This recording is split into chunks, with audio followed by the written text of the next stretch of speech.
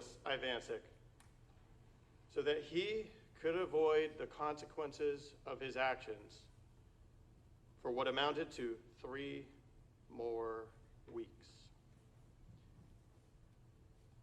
Thank you all for your time and attention thus far. I know it's been a long day, a long process, but opening statement is my opportunity to tell you what I expect the evidence to show. A summary of the story that is going to come, if you will. And the testimony and the evidence in this case is going to transport you outside of this courtroom and into the lives of, and the last days of Richard Ivancic, Laura Ivancic, and Nick Ivancic. The day before, or 2 days before, he was brutally murdered was Richard Ivancic's 71st birthday. You'll get to hear a little bit about Richard. He was an athlete in high school, married his high school sweetheart, and with her had 4 children. Richard, same name, Renee, Mike, and Mark. They lived in Ohio, and after a number of years, Richard and his first wife separated. Get to the mid-1980s, Richard would eventually meet and marry Laura Ivancic. Laura was 59 in December of 2018 when this defendant brutally murdered her. Laura and Richard had a passion for fostering children. Children who didn't have any other place to go, who needed love and care, if only for a little while. Nicholas and Jaime were the 2 children that, after fostering, they were able to adopt, not providing just a temporary refuge and temporary love and care. Instead, Richard and Laura were there to provide them with permanent love and care. Nicholas had been born in 1993, which means he was 25 years old when this defendant killed him. And Jaime had been born in 1997. So in Ohio, where all these people were living for a period of time, Nick, as he got older, teenage years, worked for a time at Burger King. And he becomes friends at Burger King with another employee there, this defendant. Through this friendship, the defendant meets Nick's sister, Jaime. They become romantic, the defendant and Jaime, and they marry. Early on in their relationship, which would have been roughly 2015 and 2016, they moved to South Florida, where Richard had moved, and lived with him for a time.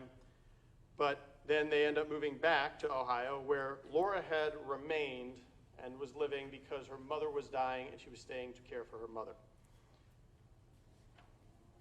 This defendant and Jaime have a child up in Ohio a little girl named Bella, who would have been roughly 3 in December of 2018, when the most relevant time period.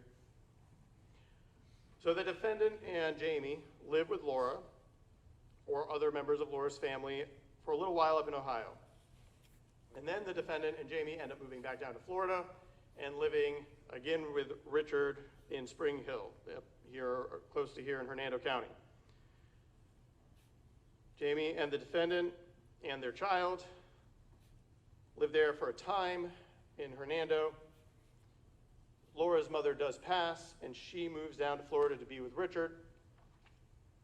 So roughly mid to late 2017, this defendant and Jaime rent a house at 10930 Norwood Avenue in Port Richey, which is in Pasco County. So now they and their child are living there alone, and Jaime has a second child, a little boy who will end up being approximately 1 year old in December of 2018. By mid to late February of 2018, the residence at 10930 Norwood Avenue is abandoned. Family is gone.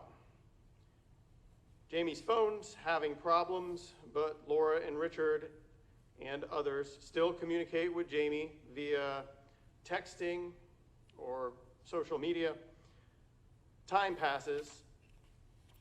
Laura and Richard, who had been close with Jaime, living with her, regular part of her life, they keep communicating with her, or trying to communicate with her, and trying to see their daughter. Jaime's family is in Ohio, and they're in Texas. Finally, Jaime and her family, which would be this defendant and the two kids, are going to come to Florida to visit. So by now, Richard and Laura have moved to 1954 Juanita Way, which would have been, they moved there sometime in mid-2018, which is in the Little Mobile Home Park in the northernmost part of Tarpon Springs, here in Pinellas County. It's a 55-plus community, but Nick stays with them for the most part, too. He lives there as well. And he'd been living with Richard for some time in Florida during at the point where Richard had moved down here.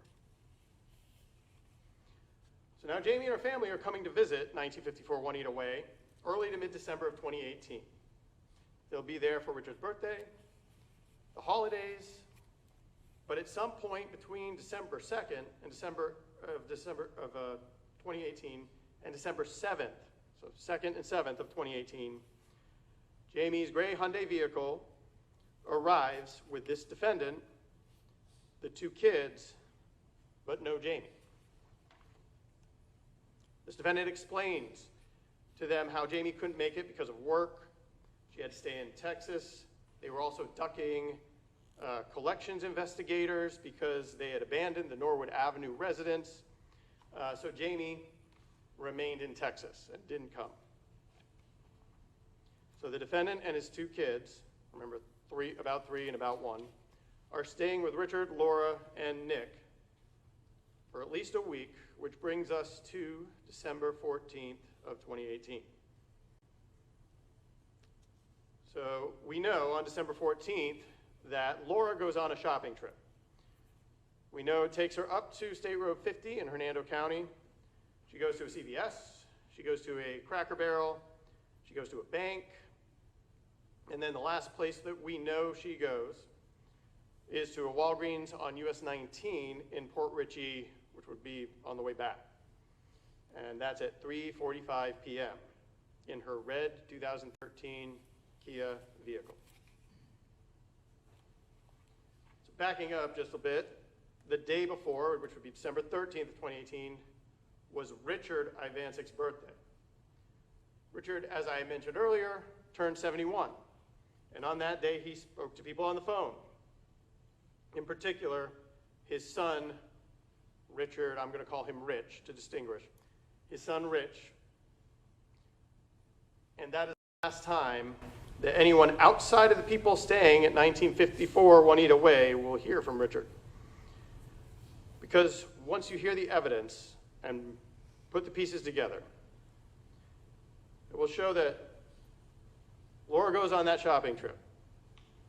And either during those hours shopping, as the evidence will suggest, or potentially, maybe on the 15th at a shopping, if she's shopping again, definitely no later than the 15th, that Nick is apparently not home as well, possibly working. So Richard is alone, 1954 Juanita Way, with this defendant and the two small children.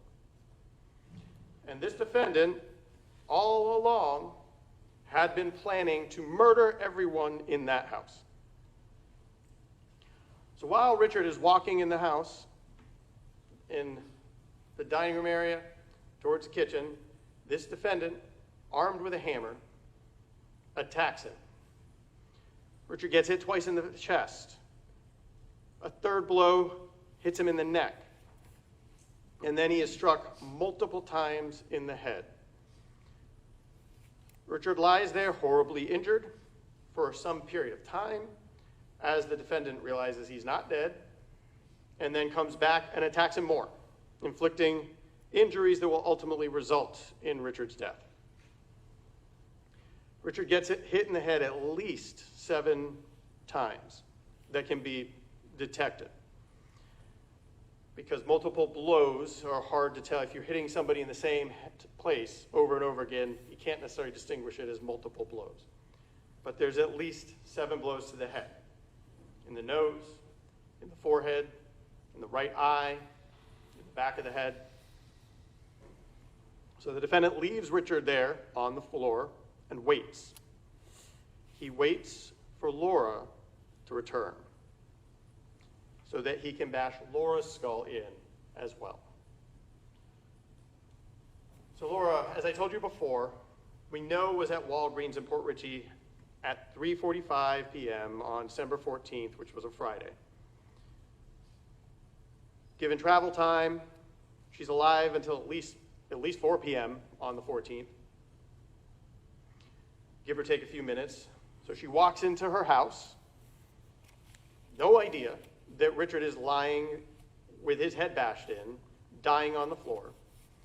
And as she goes to enter the kitchen, the defendant begins bashing her head in with a hammer, striking her at least 5 times in the back of the head.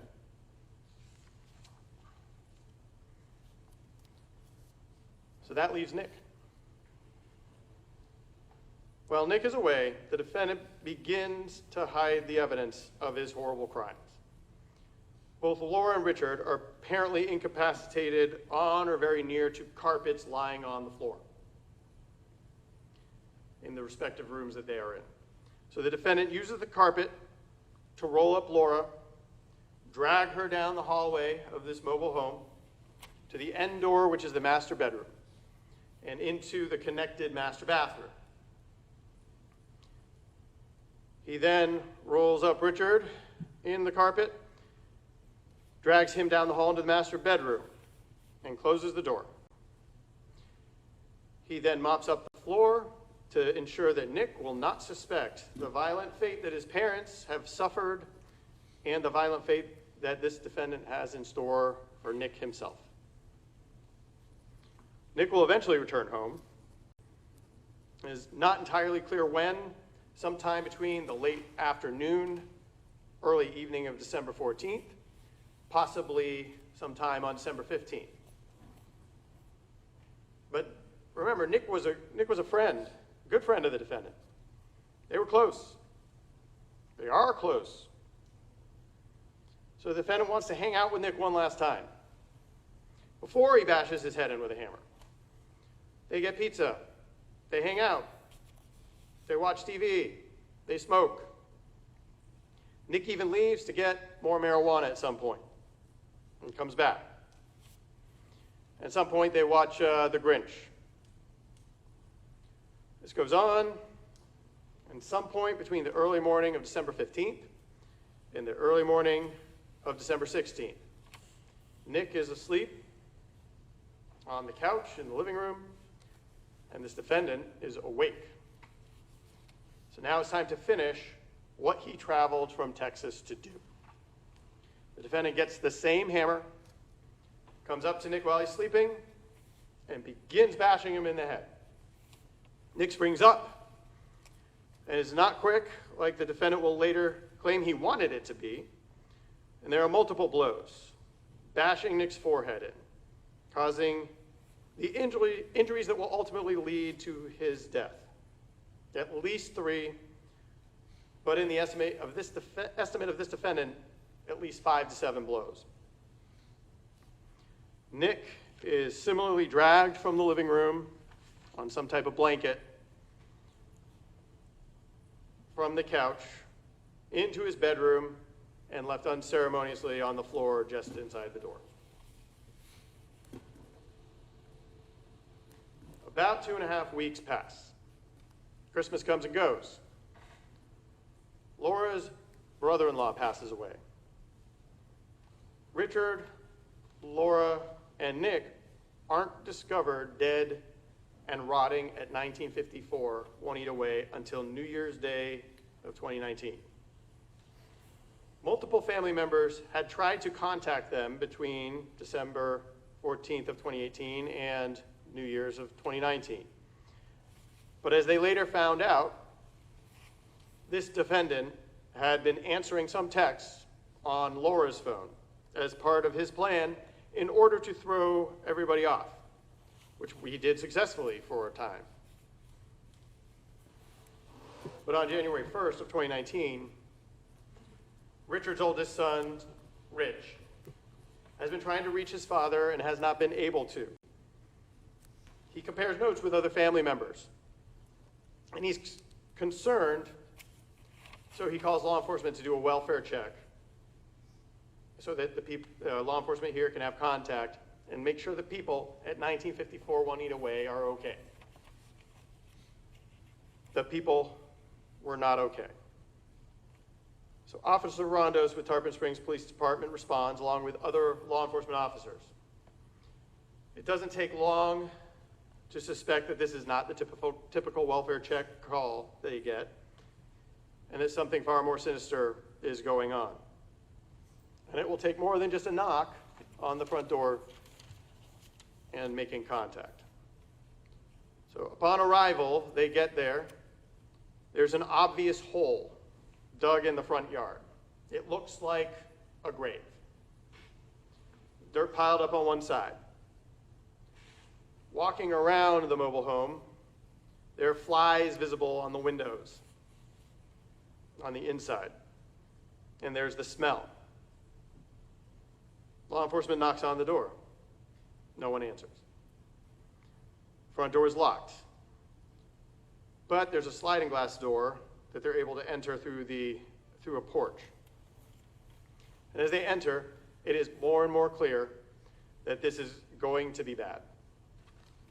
There's a couch just inside the sliding glass door with blood all over it. And the place is just trashed. Garbage all over the floor in the kitchen. Moving into the living room from the kitchen, there's a drop cloth strangely laid out on the floor. And again, trash is lying around.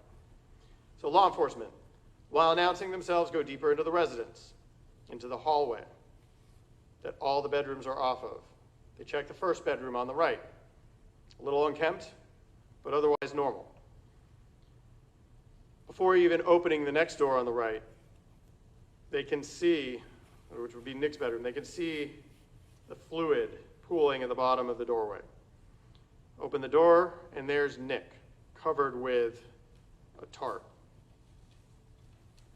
Also, paint poured on parts of him.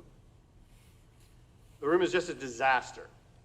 Paint spattered on the walls, egg on the walls, garbage just piled on the bed in the middle, trashed. Down to the next bedroom, the last room on the hall, the master bedroom. Door opens, and there's Richard, partially rolled up in a rug, covered in paint, as if someone had just poured some paint on him, onto his face. Beyond him, into the master bathroom, is Laura, kind of rolled up in a carpet, a red towel on top of her back, some paint poured on her, and the rooms are just ransacked, trashed. Paint flung around on the walls, stuff piled on the bed, just like in Nick's room, drawers emptied, completely trashed. And all three occupants long dead. So now the investigation begins. A search warrant is obtained to search the residence. Initially, at first check, the identities of the bodies were not obvious, especially Nick. And with the investigation, especially one of this magnitude, a lot begins to happen at once. The medical examiner is going to have to come, collect the bodies, to do the autopsies, figure out what it was that killed these people. The scene is going to have to be searched and processed for evidence to try and figure out what happened to these people. Who may have done this to these people?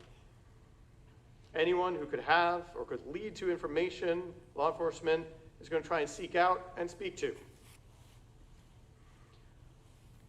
So on the scene, various areas of blood spatter are found and documented. Interestingly, several areas of blood spatter on the walls have been painted over with white spray paint. but multiple receipts and similar items are found from the December 14th of 2018 and later. Domino's pizza boxes, McDonald's receipts, notably a receipt from GameStop dated December 16th, and a receipt from Home Depot dated December 18th. A white Krylon spray paint can is found in a box of trash on the porch. And in the washer of the laundry room is found a shirt with the Punisher logo on it, and some shorts that appear to have either paint splatter or some sort of chemical like bleach or something splatter on them. Fingerprints are attempted from all kinds of different objects, all kinds of different places within this residence. Ultimately, a hammer is located underneath the master bedroom bed. That hammer will eventually be tested for DNA, and it will match its last victim, Nick. This defendant's fingerprints end up being found all over the place. Jewelry box in the master bedroom, on that Krylon white spray paint can, on a package for masks. I say masks, I'm going to call them COVID masks. But remember, back in December 2018, nobody had heard of COVID. Nobody had even heard of a COVID mask. We all learned about that in 2020. But those things were still sold, still available, and there was a package for them with this defendant's fingerprint on it. There are also some things that should be there that were not. Most notably, Laura's red 2013 Kia vehicle is nowhere to be found. The only vehicle there is Richard's, a van belonging to Richard that was really Nick's, that Nick would use. Nick and Richard's IDs are not located. There's some personal items that are missing. They're expecting to be there. Richard was a coin collector. All the coin collection's gone. There's a revolver that should be there that's gone. Now, I told you multiple things are going on at the same time. One of the things that develops is that Jaime and this defendant are two people that law enforcement want to get in touch with, if for no other reason than for notification of what has happened and basic information. Eventually that shifts to wanting to locate the two of them and their kids, because no one is sure exactly where they are or where they even should be.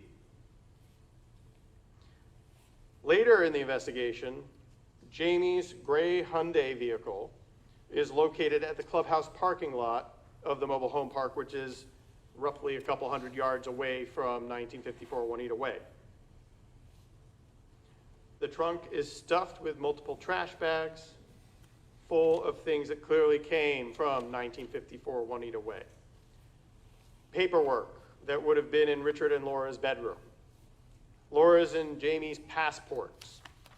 Some receipts indicating that the defendant had been in Texas until at least December 2nd of 2018.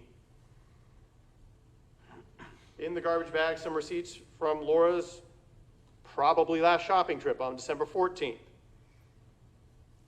There's a pillow saturated in blood. And also Laura's purse, which we know had gone on that December 14th shopping trip with her, and that also has blood on it. So major focus swiftly becomes finding this defendant, finding Laura's red 2013 Kia vehicle. With the help of law enforcement in Ohio, on January 3rd, 2019, Laura's 2013 red Kia vehicle is discovered at 1573 Newman Avenue in Lakewood, Ohio. And one of the people staying at that address at that time was this defendant. So Detective Anderson and Detective Scarpati with Tarpon Springs Police Department travel to Ohio. The 2013 red Kia is eventually searched, and more receipts are found. Walmart, McDonald's, and more, spanning dates since December 16th of 2018. 1573 Newman Avenue is searched, and a wallet with Richard and Nick's driver's license is located. Also, their credit cards, Richard's coin collection is found, some other items of interest, and also notably a weight belt. Through all the receipts that are collected from the various places that they were found, detectives are able to see that on December 16th of 2018, this defendant went to Walmart in Palm Harbor wearing the shirt with that Punisher logo that was found in the washer, and he buys a bunch of scented things which were also found in the house. He goes to McDonald's that day, gets chicken nuggets at lunchtime. He goes and sells a bunch of Nick's video games wearing this same Punisher shirt at GameStop in Palm Harbor in the evening hours. And then he eats at dinner time at McDonald's, again, getting chicken McNuggets. On December 17th of 2018, in the evening, he's at McDonald's again getting chicken McNuggets. December 18th of 2018, the defendant spends the late morning hours going to Walmart in Port Richey, where he purchases that Krylon white spray paint, as well as the COVID masks. Also, some additional items to include clothes that he will later be seen in. He goes to McDonald's that day around lunchtime and gets, surprise, chicken nuggets. And then he goes to Home Depot in Port Richey. At Home Depot, he buys tarps, which are found in the residence. One of them laid out. One of them appears to be on Nick. He buys a paint can opener, which is found in the residence. And also on the Home Depot surveillance, you can observe that he is wearing blue shoes, and I'm going to call them unblemished blue shoes. On December 20th of 2018, he goes to Dunkin' Donuts and Holiday. On December 21st, 2018, around lunchtime, he gets chicken nuggets from McDonald's in Port Richey. He then goes to Walmart in Hudson, where notably those blue shoes that were unblemished a couple days earlier now can be seen with paint or bleach splotches on them, consistent with the paint and the chemicals that were poured on the bodies. The defendant orders Domino's Pizza that evening at 1954 Juanita Way, so that would be the 21st, where he is still staying. On December 22nd, he goes to the McDonald's in Port Richey in the evening. And then on December 23rd of 2018, he leaves 1954 Juanita Way for good. And he leaves, and we track him out of town. He stops at a McDonald's on State Route 54 in Pasco County in Newport Richey at about 2:30 p.m. And then we next pick him up in Macon, Georgia, at a McDonald's in the evening hours on his way to Ohio. And every time we were able to see the defendant and see the vehicle that he is using at any of those locations, it is the defendant driving that 2013 red Kia vehicle. Laura's 2013 red Kia vehicle. And then sometime Christmas Eve or Christmas, the defendant is in Ohio until he is caught on January 3rd.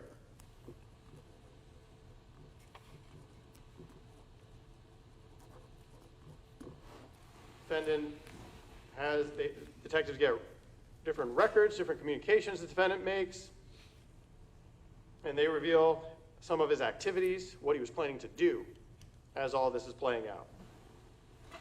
As I told you, Ohio authorities picked up the defendant, and Detective Anderson and Detective Scarpati flew up to Ohio as quickly as they could. Detective Anderson ends up sitting down with this defendant, and the defendant confesses. Chillingly, heartlessly, methodically, he describes his version of what he did and to some degree why he did it. One thing he says, though, that no one knew yet, although some had been starting to suspect and likely would have been discovered soon after, is about Jaime, Remember the defendant's wife, Jaime Ivancic, who he lived with at 10930 Norwood Avenue in Port Richey. Way back in January, February of 2018, well, it turns out that Jaime never moved away from Norwood Avenue. The defendant had killed her.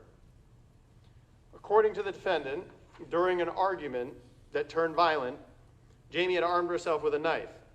The defendant had disarmed her and then strangled her. And while she was helpless, he bashed her head in with a hammer. At least 12 separate blows, caving in both sides of her head. The defendant had then left her body in the bathtub for a few days while he figured out what to do. In that residence, he had a fenced-in backyard, so some privacy.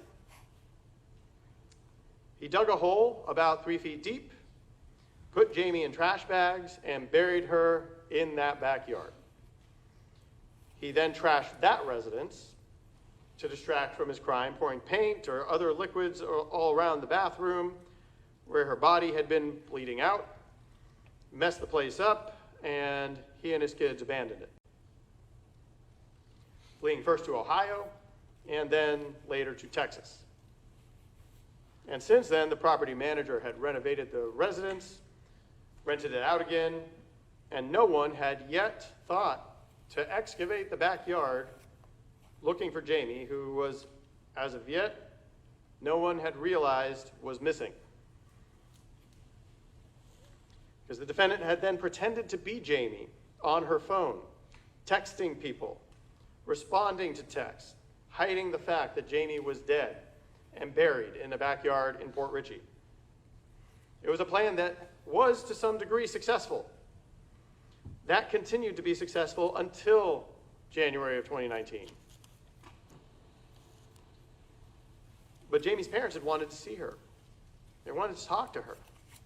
They kept trying to communicate with her. And the defendant was afraid that his crime would be discovered. So he decided that he was going to travel from Texas to Tarpon Springs and kill them. He planned to kill them, to take their stuff, and to do the same thing with them that he had apparently succeeded with Jaime. So when he arrives at 1954 Juanita Way, without Jaime, it had nothing to do with Jaime having been at work or creditors trying to reach them. It was because she had been dead and buried for 10 months. He arrived to execute his plan that would help him avoid arrest and avoid the consequences of his actions. And execute it he did. I expect the evidence to show that days before starting his Tarpon Springs murder spree, he was planning on taking Laura's car and going back to Ohio. He waited until he could safely crush their skulls with a hammer, one at a time, when he's alone with Richard. I say alone because the two children were very small, but while he was alone with Richard, on December 14th, latest December 15th, he bashes his head in. He describes how he had to go back over and finish the job because initially he thought Richard was dead, but turned out he wasn't. Defendant patiently waits for Laura to return and then bashes her head in with a hammer. He then moves their bodies to the master bathroom, cleans so that Nick won't realize that his parents are both dead in that trailer when he arrives. And of course, the defendant likes Nick. Nick's his friend. Doesn't like him enough not to violently murder him, but likes him enough to hang out with him for probably maybe the entirety of December 15th. And then when Nick is asleep, he swings the hammer at him.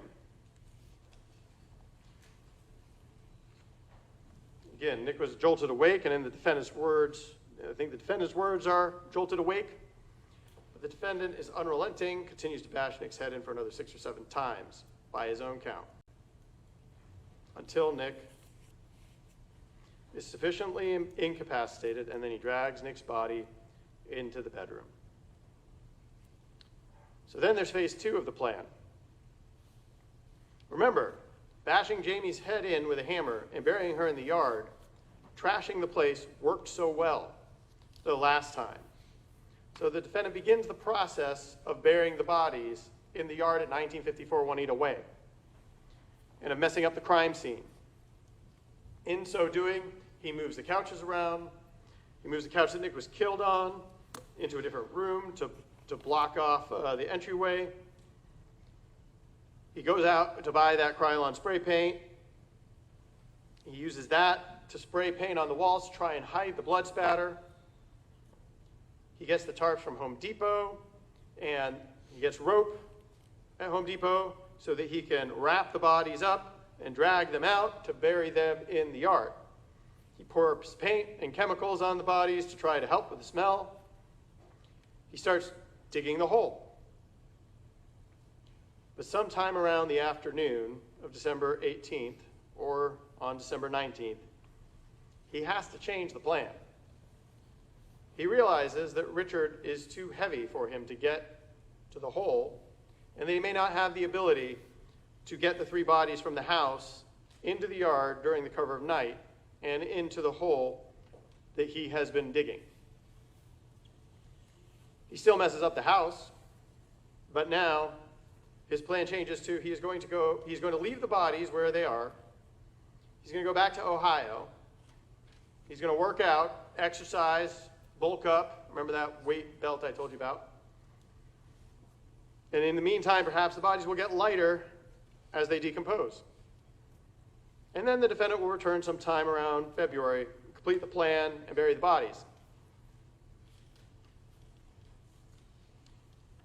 He uses Laura's phone to send messages to her family members, just like he did with Jaime. So on December 23rd of 2018, when he leaves 1954 Juanita Way, leaves the decomposing bodies of Richard, Laura, and Nick en route to Ohio. He does so to enjoy the remainder of the 3 weeks that he had bought himself for the price of violently ending 3 lives. Now, that's not all the evidence that I expect you'll hear over the next few weeks. Over the course of the next few days, Mr. Dogue and I will be presenting evidence to give the general circumstances of the crime, but also to prove 4 different aggravators with respect to each of the 3 murders. 1, that the defendant has been convicted of another capital felony or violent felony. And since the defendant sits before you, having already pled guilty, he has been convicted of manslaughter for killing Jaime, which satisfies that aggravator, and also for each other murder he's been convicted of. 2, that the defendant committed the offense to avoid arrest. That in murdering Richard, the defendant was trying to avoid the arrest for killing Jaime. That in murdering Laura, the defendant was trying to avoid arrest for killing Jaime and Richard. And that in killing Nick, he was trying to avoid arrest for killing Jaime, Laura, and Richard.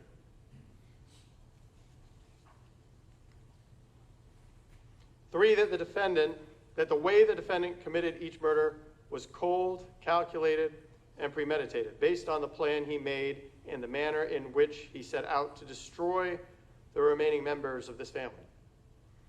And 4, that the murder of Richard and Nicholas was especially heinous, atrocious, and cruel. And then, at the conclusion of the evidence, we will ask you to weigh those aggravating factors against any mitigation that may be presented, and then find that the aggravating factors outweigh the mitigation, and that this defendant should be put to death by the state of Florida. Thank you. Detective Anderson, we talked about a lot of things. Now I want to turn your attention to January 3rd, 2019. You said you traveled to Ohio. Did you get there early morning hours of 2014? We landed late night on the 3rd, and I arrived at the Lakewood Police Department early morning hours of the next day, yes. Okay. Once you arrived, is that pretty much your first priority was to go and make contact with the defendant? Yes. And we've been talking about Shelby Nealy a whole bunch here. Do you see him here in the courtroom? I do. Could you please point him out and identify something he's wearing? Gentleman to the far right with a sweater with his hands crossed up by his mouth. And Judge, may the record reflect the witnesses indicated the defendant? The record shall so reflect. And we've been referring to him in a bunch of surveillance videos, and we'll continue to refer to him in videos, but does he look a little bit different today than he did back when you met him on January 4th? He does. 2019? Yes. Okay. So January 4th, early morning hours, was it your intent to try and make contact with the defendant? Yes. Now, you made some reference before to having some training and experience doing interviews. What sort of training do you have in interview techniques? The investigative interview class I took in 2006. I also have multiple certifications for forensic interviewing, mainly with children, but it also applies to adults. And what is the value of having some training in interviewing techniques? Basically, they show you different skill sets, different ways to approach different people. I personally try to find some kind of common ground between the person I'm talking to, something that we have in common or something that makes us relatable to each other, that they feel like they can talk to me and they want to open up, and I try to almost make it feel like we're buddies. Okay. And were you trying to get as much information, just general stuff about the defendant as you could from officers with the Lakewood Police Department that dealt with him, or any other source that you could as you were traveling and as you got to the Lakewood Police Department? Yes. And based on all that, did you and Detective Scarpati discuss strategy in interviewing this defendant? Oh, we did. And what was kind of your strategy going in? We talked on the plane ride extensively on the way there, and the decision was made that I would interview him. Okay. And do you feel like you interviewing him one-on-one would potentially produce better results? We both agreed, yes, that it would. Okay. So sitting down with the defendant, did he agree to talk to you? He did. And did you provide him with his Miranda warnings? I did. And did you do that in the form of a printed sheet of paper? I did. And Judge, approaching the witness, what's been marked as State Exhibit 271? You recognize that? I do. And is that a copy of the Miranda warnings that you showed to this defendant back on January 4th, 2019? It is. And did he initial different places or sign it? He did. He initialed in 2 places, and then he signed full signature in cursive with the date underneath it. And you wanted to make sure that he knew that what his rights were and that he could talk to you if he wanted to, but he didn't have to? Correct. Judge, this time say like move States 271 into evidence. Any objection? All right, it's admitted.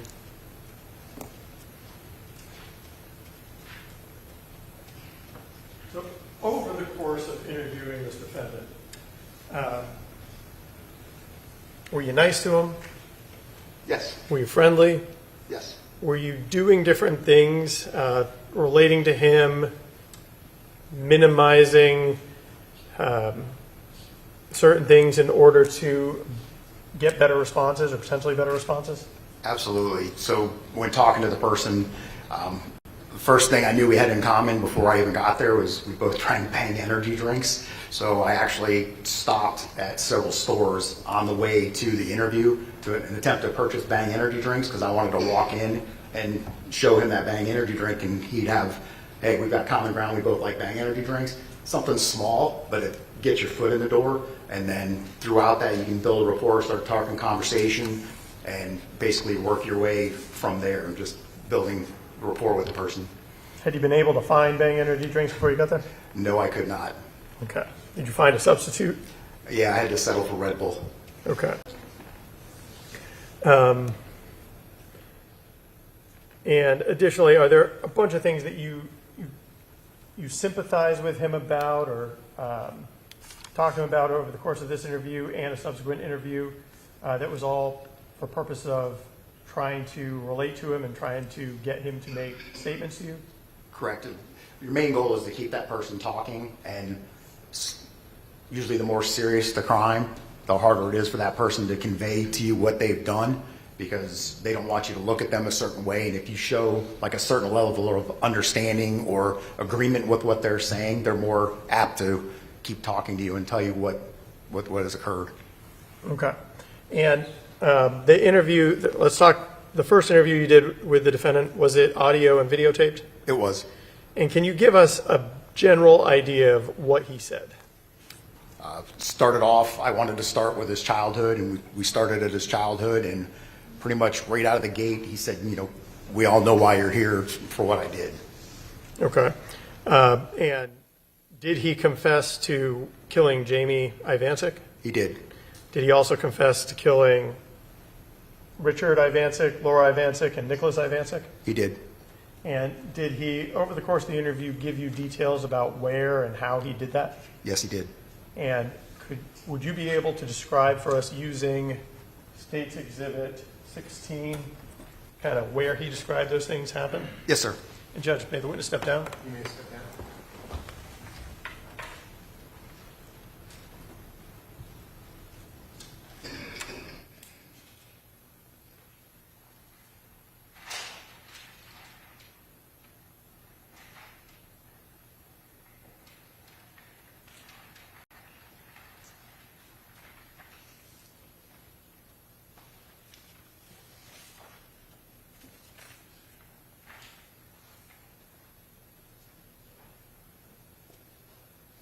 If you could, just briefly acquaint us with the layout again.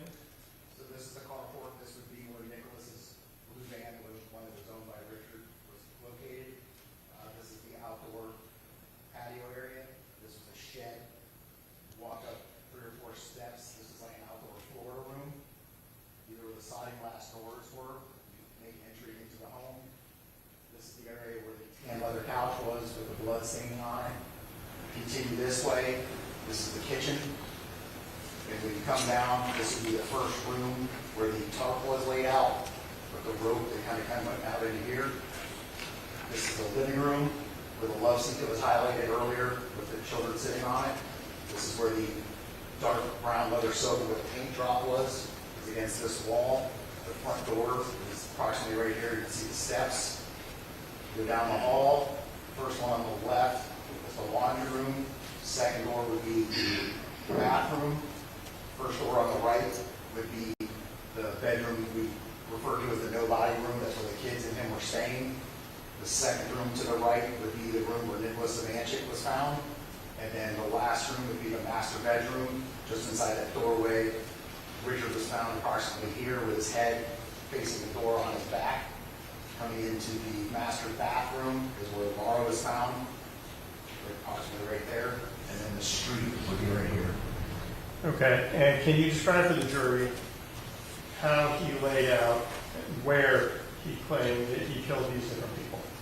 So during the interview, Shelby advises that everyone is gone from the house. Nick is at work, and Laura is out shopping. So he's at home with Rich, and he knows that's when he can get Rich. So Rich is somewhere in this area in the kitchen. He comes up and kills him in the kitchen. Okay, can you describe how he did it? Yes, he hits him with a hammer numerous times. He falls to the ground. He then thinks it's over with, but then he either hears breathing or gurgling. So he goes back over and attacks Mr. Ivancic again until he knows he's deceased. Okay, then what did he describe he did until Laura returned? So Mr. Ivancic is here on the floor, and he waits for Mrs. Ivancic to come home from shopping. He advises that she comes in through the front door, which would be here. She walks in, and as she's approaching the kitchen side entry, so she hasn't seen her husband. Obviously, she hasn't seen her husband dead, and no reaction. When she gets almost to the doorway, he comes up behind her, hits her in the head, and attacks her, killing her, and she falls somewhere in this vicinity of that room with the tarp. And I believe he said it was stabbed because she was carrying a cup of coffee. Okay, and Nicholas Ivancic, how did he describe what happened with Nicholas Ivancic? So Nick is still at work, so in the interim, he takes Laura and puts her into an area rug. He then drags her from this area down the hallway, through the master bedroom and into the master bathroom, leaves her on a rug, then goes back out, puts Richard on another area rug, drags him. He doesn't say which way he goes. I'm presuming this way because it's the path of least resistance. Goes down back down the hallway, puts him in the bedroom, closes the doors. He then proceeds to do mopping and cleaning before Nicholas gets home. Nicholas arrives home sometime later that evening. He advised that they hang out, I believe they smoke together, and they ate, and they watch The Grinch. And at some point in time, Nicholas falls asleep, and Shelby advised he tiptoed over to Nicholas after retrieving the hammer and proceeded to bash him in the skull until he killed him. Okay. And did you tell me anything about moving the furniture around? And what couch Nick supposed to have been on? Nick would have been on the tan cloth couch when he was killed. After he killed Nick, he drug him into Nick's bedroom, and he put the tarp over him, and then closed the door. This couch was then moved over to this opening. I think he described how I described to you in the beginning how the couch seemed out of place because it was blocking the doorway. So he had taken the bloodstained couch and moved it into that room, blocking the door, and then he took the curio cabinet and put it there, and then moved the brown dark leather couch. It's unknown where it was located, but my guess, during the absence of furniture being in this room, that it may have been in that empty room where there was no furniture, was then moved over against the wall. Okay.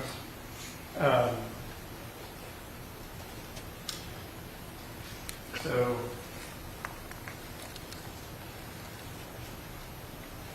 I think you're good with this. So you can resume your seat.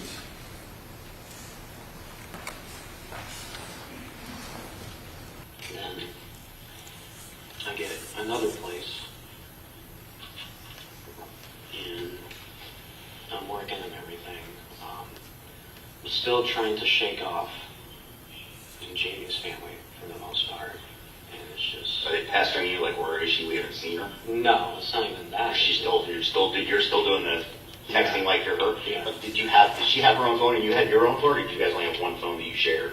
We only have one. Okay. Because I was thinking to myself, like, you had to keep paying the bill to Oh, claim yeah. like you were her. Yeah, Okay. So no, you I- shared a phone and you just pretended to be her. Yeah. Okay. Yeah. Well, I wouldn't really call it sharing a phone. It was mostly hers, but yeah, that's how that happened. Okay. Uh, So Granny says you need to go. Yeah, I get my own place, and then I have my own place for like another 3 months, so we're getting towards the end of the year, and unfortunately now I'm seeing something has to be done because I don't want to get caught, and I basically go down to Florida, I do that.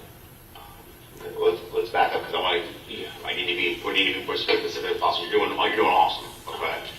At what point in time, what month, was it like a spur of the moment thing? I'm going to Florida, or were you like devising a plan? Like, I need to go to Florida. It was more of a spur on the moment thing, like. So what day of? I'm assuming it's December. Well, right? it actually worked like this, because I was going to lose my place too, because I kind of hold my job, because I was running into the whole babysitting. Childcare again. And so I think I just got into a mode of panic, to be honest with you, because that was the first real time that I didn't know how I was going to keep it and everything. Right. So what at that point in time, what kind of? And also on top of it, I had told her that we were coming down there to vacation to like kind of hold her off and everything. And now that's not. You say her. You say me and Laura. Yes. So you call. Did you speak to her, or was it a text message? Text message. So through text message, you tell Laura in Florida, hey, Yeah. did you imply that Jamie was coming, or did you say Yes. me and the kids? I implied that Jaime was coming. Okay. So I'm sure she was excited, right? Yes. Okay. Um, And when was that about? Do you remember the date that you initiated the contact and saying you're coming to Florida? I want to say August. Oh, way back in August. Yeah. Okay. Because, now granted, I had no intention of going down there. Right. I was just trying to hold her off, and then I was going to be like, we're busy with work, this and that. And unfortunately, I lost my place by the time that time period came up. And I don't know. I was afraid I was going to get caught. You know, it was coming up on a year that she was dead and everything. I just wanted to, this is going to sound retarded, but at the end of the day, I just wanted to make sure my kids were okay. You know, know? So were you worried that they were going to try to take him from you? I was worried that they were going to try to take him from me. I was worried that, honestly, no offense to them, they were great people, and I did care about them and love them greatly. I did. I actually got along with her more than my own mother, Right. which was sad. You know, I didn't want to do that. I didn't want to do any of it. But they just don't know how to raise kids, man. Like, flat out. Okay. Well, let me ask you this. So you initiate conversation with Laura, August. When do you leave Texas and drive to Florida? What date? I can tell you it's in the beginning of December. As far as the exact datage, I would have to go through my phone to be able to tell you that. Okay. Like, in relation to Christmas, how many weeks prior to Christmas Oh, do you think that you got to Florida? It was definitely like beginning of December. Beginning of December, you drive from Texas to Florida. Mhm. What are you driving? Her old car that I had. Jamie's old car? Yes. Is it a Hyundai? Yes. Do you remember what color? Silver. Silver Hyundai Elantra? Yes. And what, is that Texas tags, Florida tags? Florida tax. Okay. Where's that car at now? It's actually parked at the Meadows. It is? Yes. Okay, is it by the clubhouse? Yes. Okay. Yeah. So it's a silver Hyundai Elantra, four-door, do you remember the year? In 2010. 2010 silver Hyundai Elantra with Florida tags parked at the clubhouse. Mm-hmm. Okay. So you're not sure the exact date? In December? Yeah. Beginning to mid-December? No, it was beginning. Beginning in December, you pack up the kids, Mm-hmm. pack up, I'm assuming, the stuff you're taking with you because you're leaving everything else behind, right? You drive to Florida. Mm-hmm. Does she know you're coming or you just kind of show up? No, she knows I'm coming. She knows you're coming. However, she thinks that Jamie is staying behind due to work issues and everything. Okay, okay. So you arrive. Mm-hmm. How's it go? It goes great at first.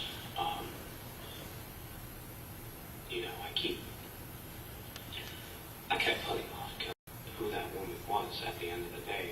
You know, she just had a side of her that she couldn't control. And if you're wondering if I hate myself every day for these horrendous acts I committed, it's obvious I do hate myself. I mean, if I didn't hate myself, I would be sitting here trying to lie to you to get myself out of this situation. Well, Like I would with any other situation. But like we discussed before, I mean, you just made some horrible choices. You know, I mean, in your mind, I think you built it up to where those are the only choices you could make. That doesn't make you a monster. You know, a monster is when you do something, like if you just snuck into their house, killed them for absolutely no reason, no remorse, I just did it because I wanted to. You'd be a monster. But in this case, you thought this was, I mean, like I said, based on what you're telling me, I have to do this to keep my kids. You know, you said yourself, I'm driving to Florida and I'm thinking to myself, I have to kill these people. yeah. You know, I mean, you get a hammer, you you waited for them, you know, and you took them out. You knew when you had that opportunity, because you've got Nick at work, she's at the grocery store, you know there's going to be time in between each one, so you got one-on-one. You know, you take him out, you wait for her, she comes in, bam, you got her. Because what are you going to do? You can't go after all three of them at the same time, right? Because what's going to happen? Yeah, they're going to fight back. And then, Exactly. So I mean, you saw the moment, you seized it. You know, so. alright, for what it's worth, like I said, I did try to when I was on my way down there, my intention was to kill them, and then I got there, and I didn't want to kill them, and I looked for every excuse and every opportunity, and I was so close. Oh, so the date you left, was it the 22nd or the 23rd? I believe the 22nd. 22nd, so because it took you like what? So it was like 12 in the afternoon when I finally met up with my friend up in Ohio. On the Christmas 24th? Eve, yeah. Okay, so you left on the 22nd about what time? Oh, it was like came up? Okay, maybe not first thing. I want to say like What was the 8 sun to up or 10. down? No, it was sun was up. Yeah, it was like 8 to 10 in the morning. And I had something on that. I had something on the film. I totally forgot. Jesus Christ! Before I forget, there's a ton of evidence in that car. Okay, go ahead and write it. Right, you said there's a bunch of stuff in Yeah, the car. I'm sorry. And then you're talking about the car at the clubhouse. Yeah, Okay. Stuff that you took from the house. bag evidence basically, like a bloody pillow, Okay. all that type of stuff. Okay. Like all their paperwork and stuff like that. Okay. While you're writing that, I'm gonna step up for just a quick second, okay? Um, I was going to ask where I was like, you were recording off your phone. I was like, recorder. yeah. Got my old man glasses, my little recorder. I'll be right back. I'll let you keep working on it. I'll be right back. You care if I go pee again real quick? Yeah, definitely. Take another restroom break. I might have to take one here in a minute also. Yeah, that Red Bull will go through your bladder when Yeah. it goes around. Yeah. Well, actually, it dehydrates me. I need some water.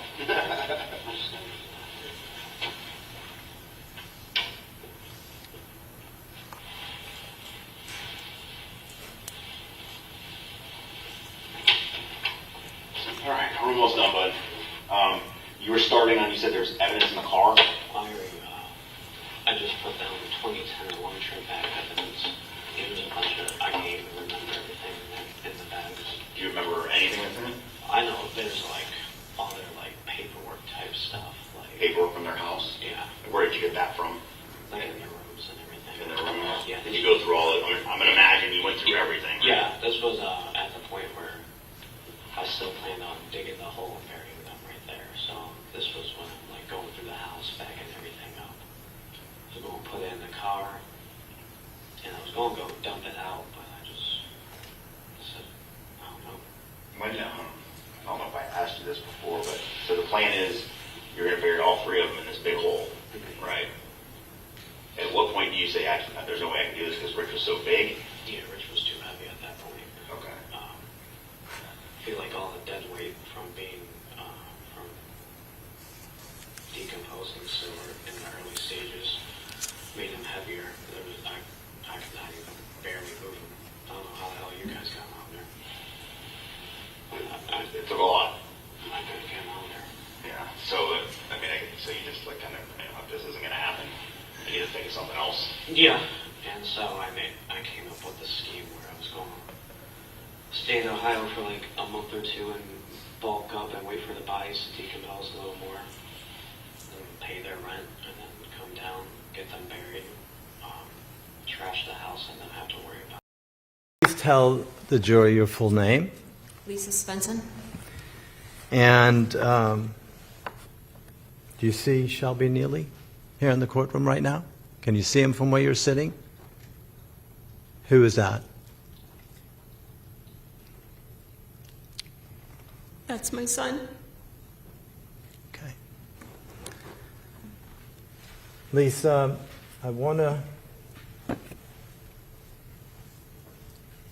go back to your teenage years. And if you ever need a break, just let us know, okay?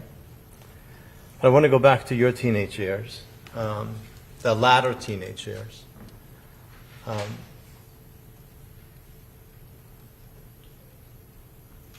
Your parents divorced when you were about 12? Yes. And at some point in your latter teenage years, you meet Bobby. Yes.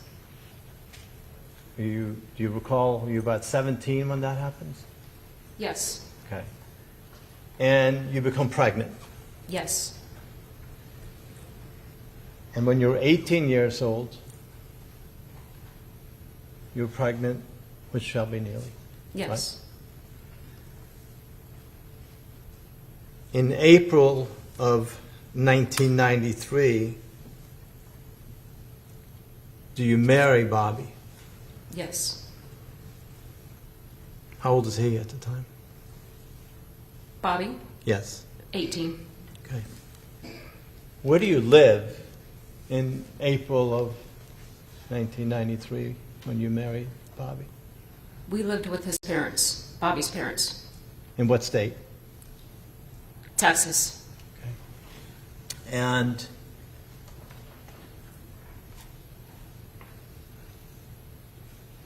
the relationship you had with Bobby, is that a relationship that you've been trying to block out for many years? Yes, It was not a good chapter. it was not a good chapter. The only good thing for you that came out of that chapter is Shelby Nealy. Yes, Did he physically abuse you during your pregnancy? yes, he did.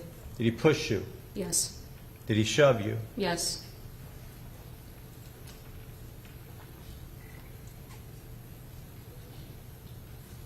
Do you recall an event that I believe happened maybe at his grandparents' house while you were pregnant, when Yes, you I were did. trying to keep him from driving? You recall that? Yes, Bobby showed up at my dad's house. He was high on something, drunk, on a motorcycle. I did not want him driving that motorcycle home and getting in a wreck and killing himself before he could meet our unborn child. So I decided to drive him home, even though it was not the best choice. On the way to get into my dad's car, I saw a change that made me nervous, that he became aggressive. So I tried to get back into my dad's house. He caught me.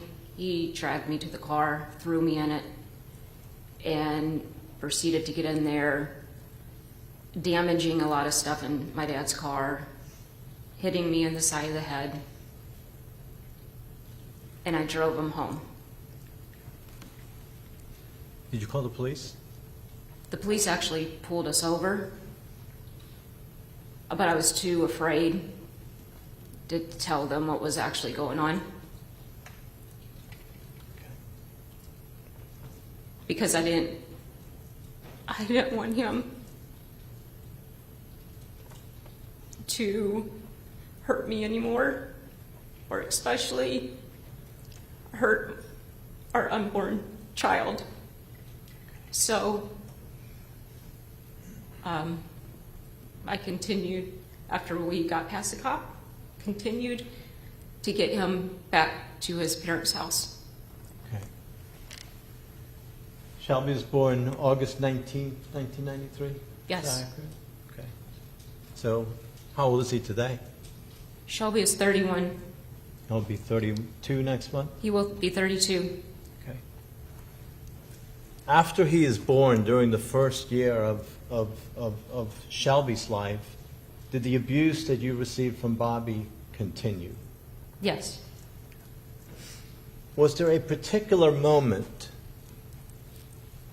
where you ended up having to crawl through broken glass? Yes, there was. Tell the jury what happened, what led up to that, and about that event. Well, Shelby and I were sleeping in bed. I had Shelby right beside me. Bobby showed up at some point in the middle of the night. He just came home. He wanted to just wanted to be aggressive. He was high on drugs, I don't know what.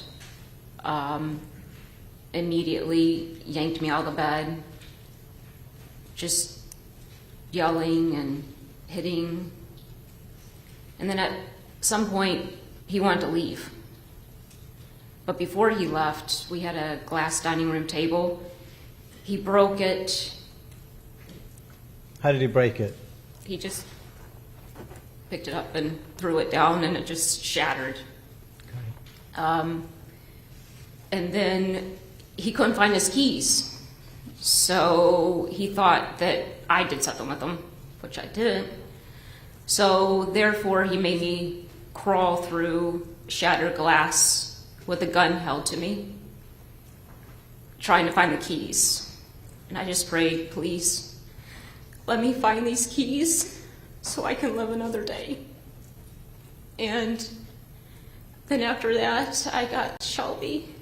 I held him to protect him. And then Bobby held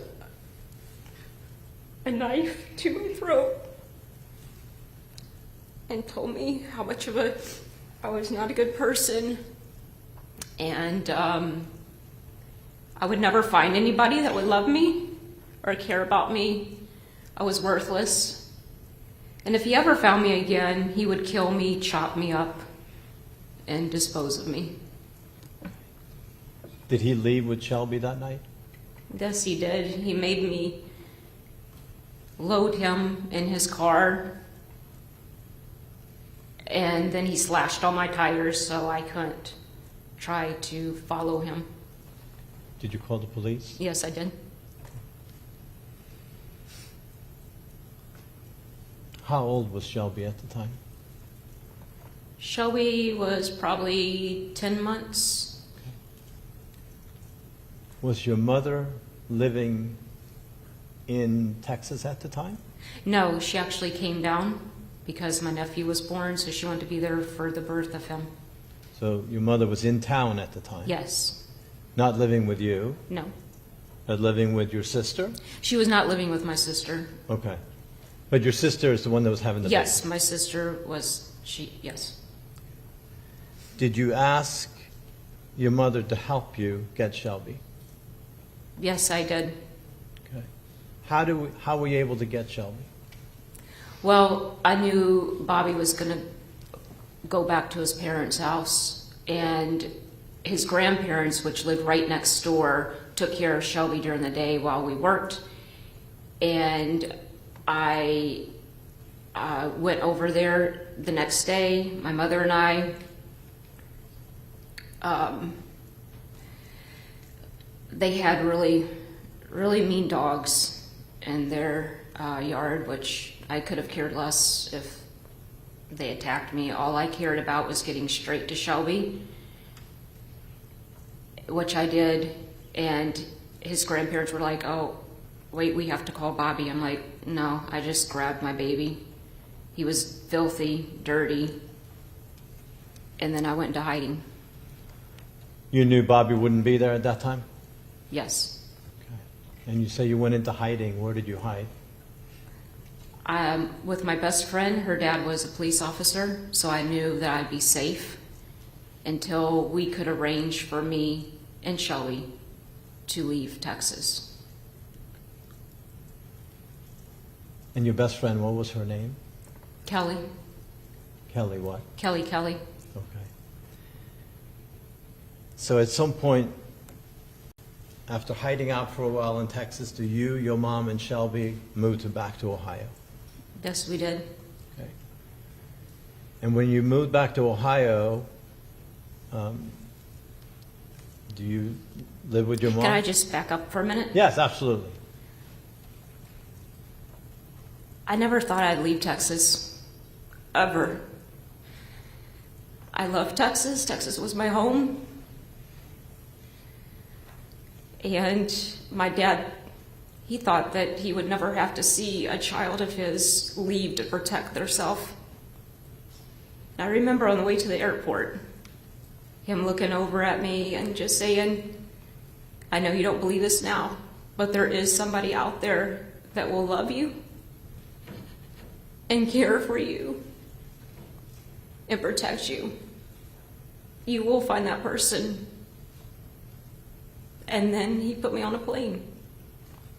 And I made a new life in Ohio. Sorry. That's okay. No, that's okay. So in Ohio, I don't need the address, but what city in Ohio did you move to initially? Initially, when I moved to Ohio, it was Lorain. Lorain, Ohio? Yes. And who lived in Lorain, Ohio? My mom. And my Anyone? grandmother. Your mother and grandmother. Mm-hmm.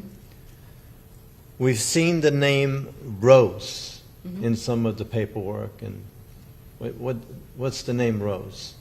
That's my maiden name. Okay, it's your maiden name? Yes. All right.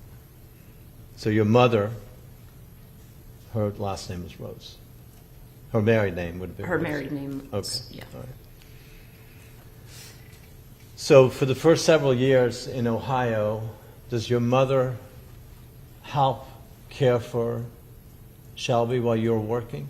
Yes, she did. Okay, do you live in a small apartment together? Yes, we did. At some point, do you move out on your own? Yes, You- I did. You and Shelby? Yes. But did your mother continue to help out with Shelby as far as, Yes, while I stayed in Lorraine, yes, she took care of him. all right. Did you end up getting in a relationship with another man? Yes. What was his name? Danny. And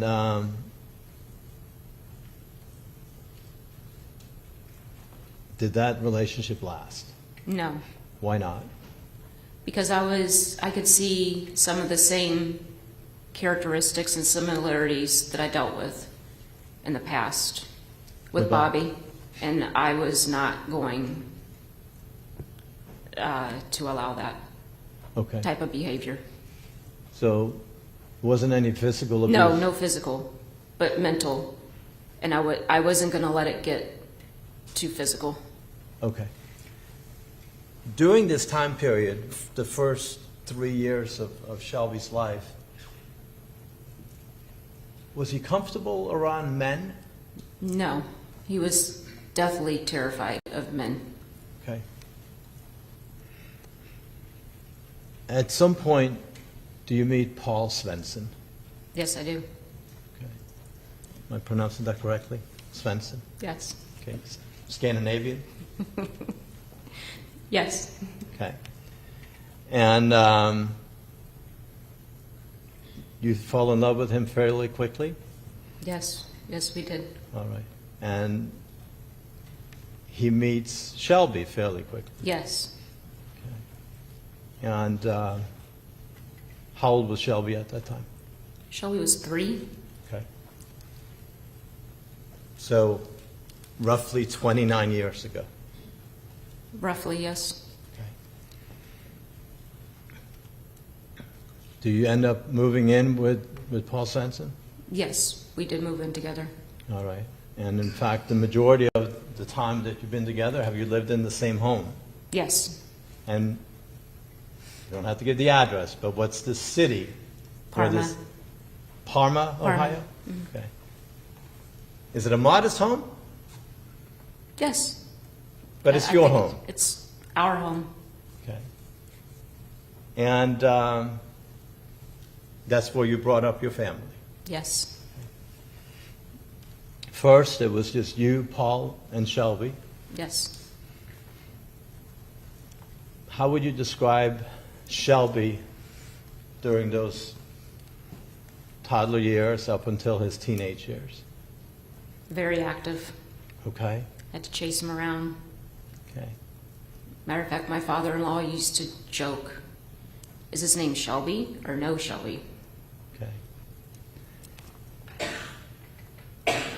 Did people suggest to you that you should have him evaluated to see whether or not he suffered from ADHD? Yes, once he reached the school age. Okay. Did you resist that initially? Yes. I did not want him on medication. Okay. For several years? Yes. Okay.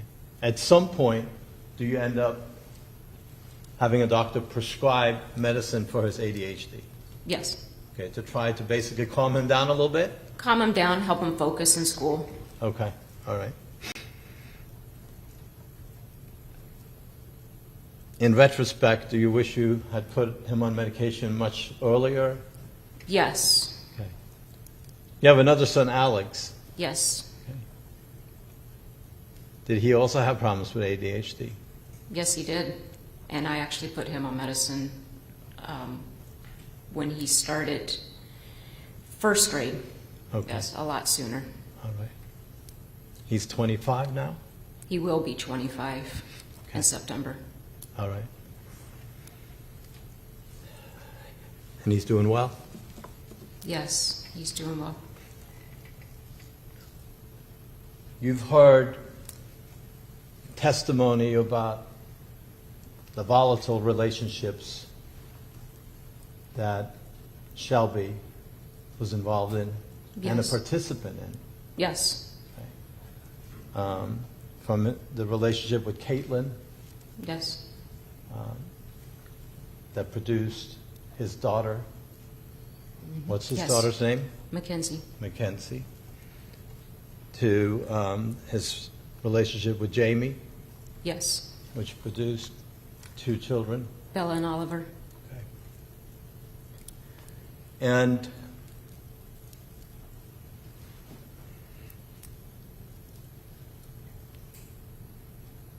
you've heard testimony about times that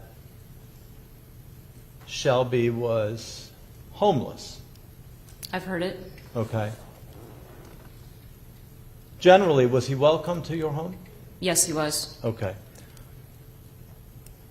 Were there times, however, because you needed to protect your family, that if he didn't follow rules and do, as you and Paul, just reasonable rules that parents impose, that you said, you can't be here if you're not going to follow rules?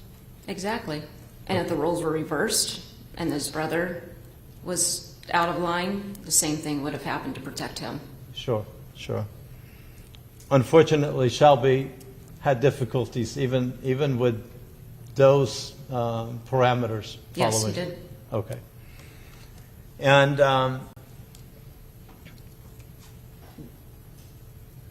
during the first relationship, was there a time when Shelby and Caitlin lived with you? Yes, for a short period of time. Okay. And was that after Caitlin was pregnant? Yes.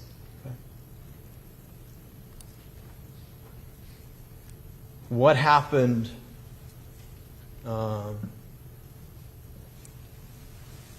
after she gave birth? After Caitlin, were they living with you after? No, they were not living with us after after Mackenzie was born. They were in their own apartment. Okay. Yes. Okay. So, was there a time, however, that Mackenzie was living with you guys, or you were helping raise Mackenzie? Mackenzie has never lived with us, Okay. and we've never helped raise her. Okay. But when she was born, I went to be with her every second. Okay. I love my granddaughter very much. Okay. And so Caitlin was more than willing to let me have her at any point in time. So I had her a lot. Okay. A lot. Would it be fair to say, and we've heard evidence in this trial, that both Caitlin and Shelby struggled with behaving? Yes. They were engaging in conduct that you did not approve of. Yes. Unfortunate conduct. Yes. At some point, because of that, Mackenzie ends up being raised by her grandmother, maternal grandmother. Yes. And you've heard testimony that there was a time period where Shelby indicated that he was not Mackenzie's father. You heard that? I've heard that. Okay. Does Shelby acknowledge that he is Mackenzie's father? Yes. Have you always been Mackenzie's grandmother to her? Yes. To this day? Yes. And Mackenzie knows you as her grandmother? Yes, she knows me as Grandma. Grandma. Okay. Grandma. All right. While Shelby has been incarcerated, has he written letters to you to hold for Mackenzie to give to her after she's 18 years of age? Yes. Do you recall all the details of what's written in the letter? No, I don't. Generally. General, that he loves her Okay. and that he's sorry that, he can't be in her life. Okay. But I can't tell you word for word. Sure. But generally, he loves her and he's sorry. Yes.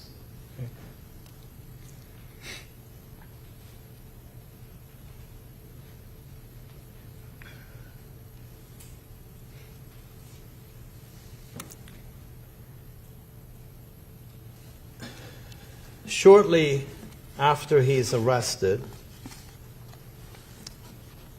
he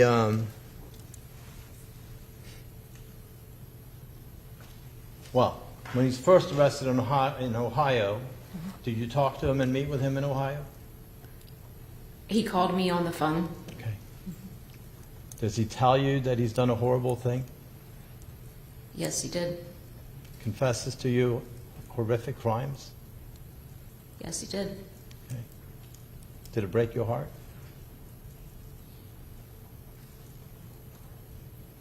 Yes, yes. Okay. But he's your little boy, Yes, always will be. yes. Did you continue to have conversations with him on the jail phone? Yes. I want to talk about a particular conversation that you had with him in March of 2019. Okay.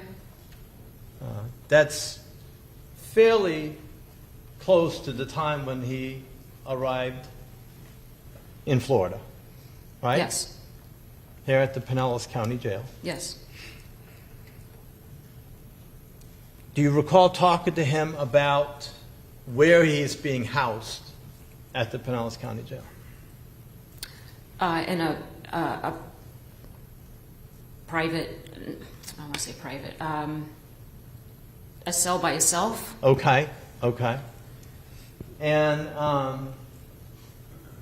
does he tell you he's okay? Like he's safe? Yes, That's a mother's concern, right, when you're in jail? of course. Not when you're in jail, but when Well, your yeah, son is in jail. Right, yes. Okay. Does he tell you that one day he's going to be a famous author? Yes, And whatever money he makes, could be millions, right? Mm-hmm. Yes? yes, He'll give it to you. yes, he said that. Does he tell you that you kind of question him about that a little bit? Do you recall? I don't recall That's fine. me questioning him. Okay. But does he tell you that part of the reason why he might be successful is because, unfortunately, he's part of an infamous case, Yes, yes, facing the death penalty, yes, possibly will end up on death row, yes, and that might contribute to the book being successful? yes. Is that the first time in Shelby's life that he talked about wanting to be an author? No, Okay. Tell the jury, about that. when Shelby was a teenager, he loved to read books. He was passionate about reading books. And that was always a dream to maybe one day write a book and become a famous author. Okay. All right. You learned recently that he has, in fact, self-published a book. Yes, You can get it on Amazon, right? yes, And that doesn't mean a publisher read a manuscript and said, "This is great, and we're gonna fund this," right? right, It's self-published. exactly. Okay. Do you have a copy of the book? I do. Okay. Do you prefer books that are read to you, like Audible? Yes, I type? do. I like audiobooks. Okay. Because if I pick up a book and try to read it, I'll just fall right to sleep. Okay. And I have too many other things that I do that takes up my time. Okay. Would it be fair to say that the book, based on what you've been reading so far, not necessarily your cup of tea? It's not my cup of tea. Okay. All And right. I'm sorry to say that. But you're still, But I'm proud of the fact that he actually could do that. right. Yeah. And maybe one day I'll actually pick up the book and flip through each page and try not to fall asleep. I want to go through some photos with you that are already in evidence. And so I'm going to step over here with the court's permission.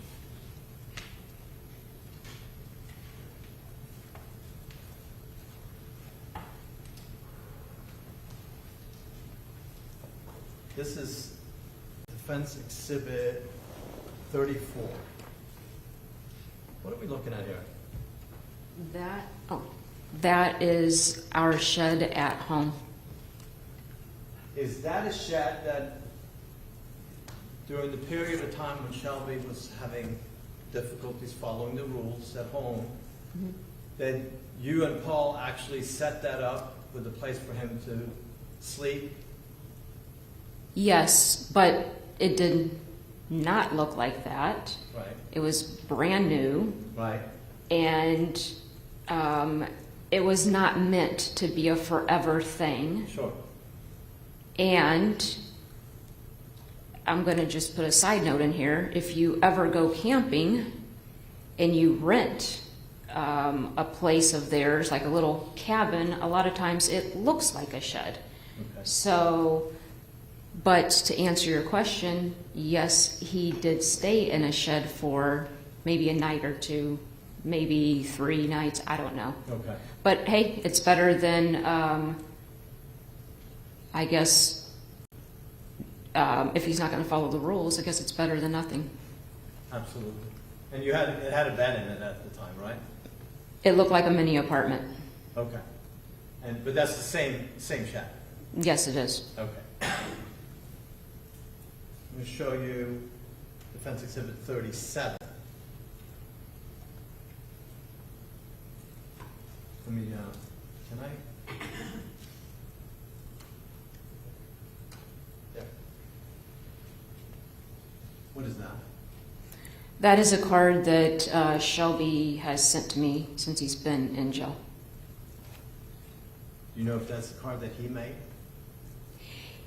He said that somebody else did the little hearts and stuff, but ultimately, I mean, it's what he made. Okay, so it was his card. Yes. Someone else made it for him. Yes. Okay. And he sent it to you for Valentine's Day. Yes. And does it still hang in your home? It is still in his old bedroom that he used to, that was his when he lived at home. Okay. I'm going to show you Defense Exhibit 33. What are we looking at here? I believe that's a birthday card he sent me. So it says, Dearest Mother, your thoughtfulness is greatly appreciated. Thank you for all that you do for me. I'm blessed to have you. I love you. Love, Shelby. Okay. Yeah, because at first we could send cards back and forth. Now all those chew marks are from our cats. So Those are from the cats. yes, one of our cats loves paper and boxes and stuff, and she was able to get a hold of that, unfortunately. But despite the fact that the cat got a hold of it, it's still one of your treasures? It's still a treasure of mine. Okay. I'm going to show you Defense Exhibit 31. What is this? Oh, that's Shelby sent me that as well since he's been in jail. It's what? Shelby sent me that as well since he's been in jail. Okay. And it says Love Shelby on it? Yes. I'm going to show you Defense Exhibit 36. Who do we see in this photo? Shelby, Alex, me, and Paul. Alex is what, 7 years younger than Shelby? Yes, he is. Quite a bit bigger than Shelby. Yes, he is. Shelby was always a little boy? Yes, he was. Let me show you Defense Exhibit 35. Who's in this photo? That is Paul, Kirsten, which is Paul's sister, me, and Shelby. Okay. How old was Shelby at the time, do you know? Oof. 5 or 6, maybe 6. I'm going to show you Defense Exhibit 50. Who's the young lady in that photo? That's me. With Shelby. defense exhibit 28.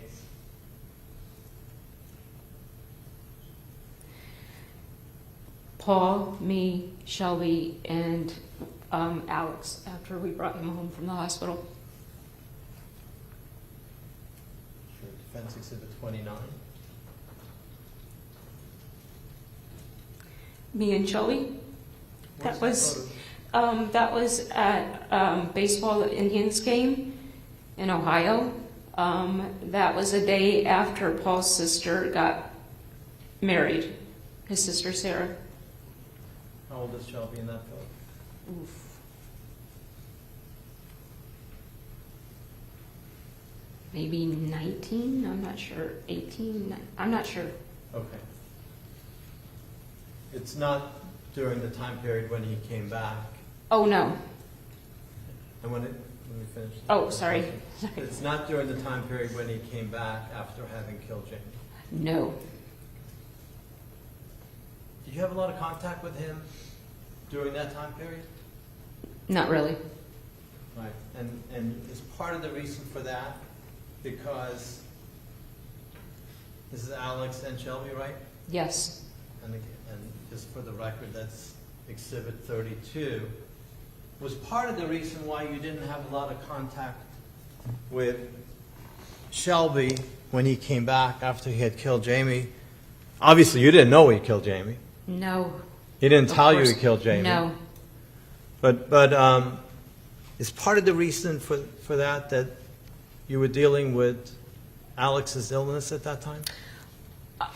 Yes, definitely. Okay. Do you recall when Alex went to the hospital? Alex, we checked him into the hospital December 2017, at the end of December. Okay.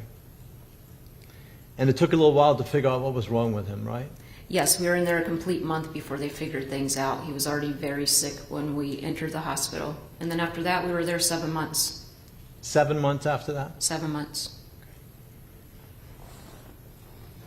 Do you recall getting a call from Shelby early in January of 2018?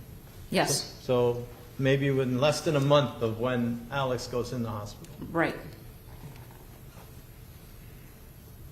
Is he asking for help? Yes. Is it your thought that he's doing the same old nonsense? Yes. And at the same time you're dealing with, I mean, did you have any thoughts that he had killed someone? No. Okay. But you're thinking maybe he's involved in domestic violence and not that kind of nonsense. Right, and I told him that he needed to figure it out, that him and Jaime have been in their arguments so many times, and both myself and my husband tried to get him to leave this relationship. Sure. So I was fed up kind of at that point. Plus, I had a child fighting for their life in the hospital. Right. So let's go back a little bit from that point.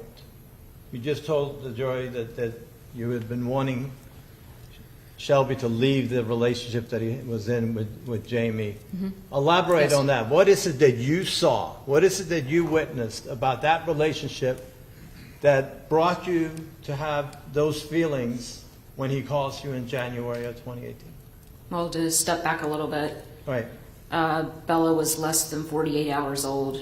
The cops called us in the middle of the night, wanted us to come pick her up.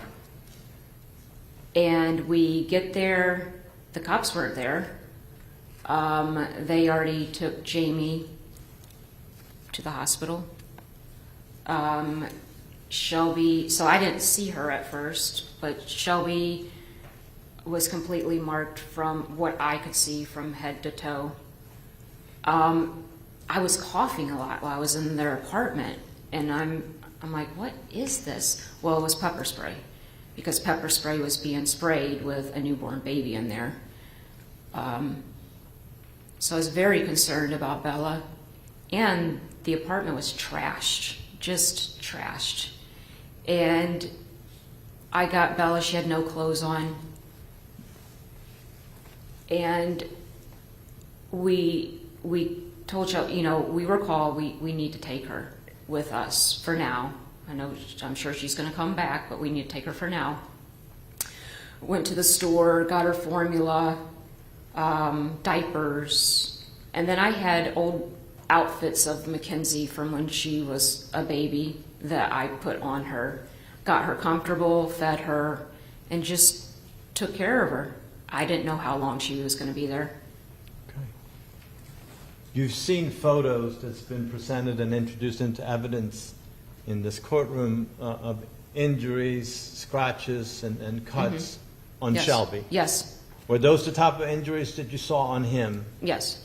that day? That particular day, yes. Okay. All right. And so, and this is just like a day after? That's just less than 48 hours. Bella was less than 48 hours old. Okay. At So that they- point. So they've just been released from the hospital. Exactly. Okay. And so you take Bella, you get diapers, you get formula, you have old clothes from Mackenzie. Yes. You're caring for her, you're loving her. Yes. What happens the next day? Well, it wasn't the next day. It was actually hours later. Okay. It was the same day. Same day. Same day. Jaime showed up very hysterical, very uncontrollable. Came into our house screaming at me, trying to get Bella. At first, I was trying to calm her down.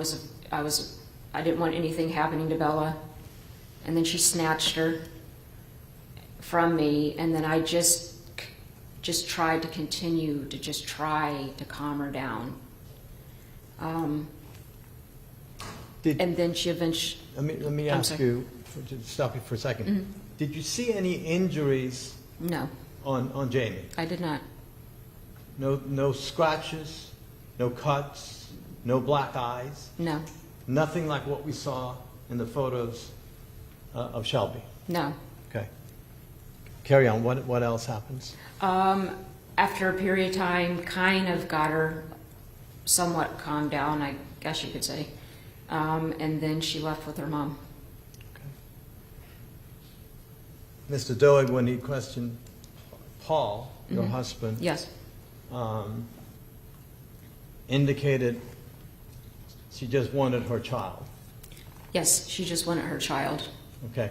Well, did she behave in the kind of manner that gives you comfort to No, give? she did not. No, I would never have done that Okay. because we are her grandparents, and I would hope that if I was ever in a situation like that, which I was not, I would hope that the police would call my child's grandparents, and I know that my baby would have been taken care of. She was going to get her back. There's no reason to lash out like that. Right. In fact, if the behavior was more calm and hey, I was thinking she was going to come in and thank me for watching over Bella and keeping her safe and protected until she could come back for her. But that didn't happen. that didn't happen. No. Okay. I'm going to show you some other photos. This is Defense Exhibit 49.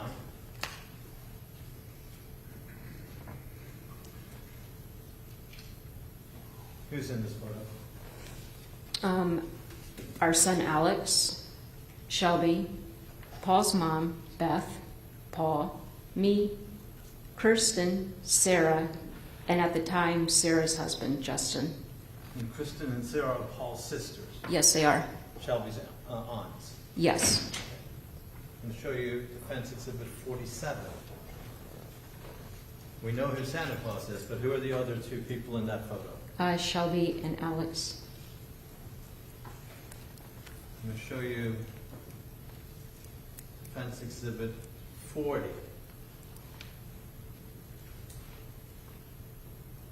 Who's in that photo? Shelby and Mackenzie.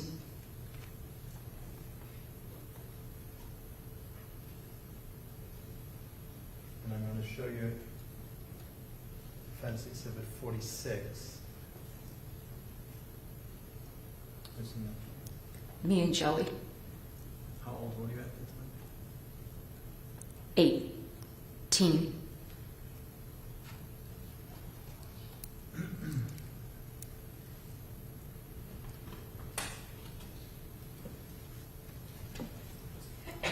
During the 6 years that Shelby has been incarcerated here at the Pinellas County Jail, have you had a chance to meet him face to face in person? No, Okay. Have you had an opportunity to talk to him without it being recorded? no, Okay. When he calls you, it's recorded, right? yes, Okay. Now, do you communicate with him on a regular basis? yes, I do. Okay. Tell the jury about your relationship with Shelby and how it's evolved during the time that he's been incarcerated. I just feel like we have had a really good relationship since he's been in. I mean, we talk every week, so it's been good. I definitely just have felt that he's matured since he's been here. I know I even said this at one point to somebody that, and I don't want him. No mother would ever want their son to be in jail, but I almost feel like our relationship's even better than it was when he wasn't. But like I said, I'm not saying nobody wants their son in jail, but I understand why. Would you understand why he's in jail? Yes, I do understand that. And based on what he did, you agree that he should be in jail? Yes, Okay. But you want to continue to have a relationship with him? I do. You think that your relationship with him has actually improved while he's been in jail? Yes,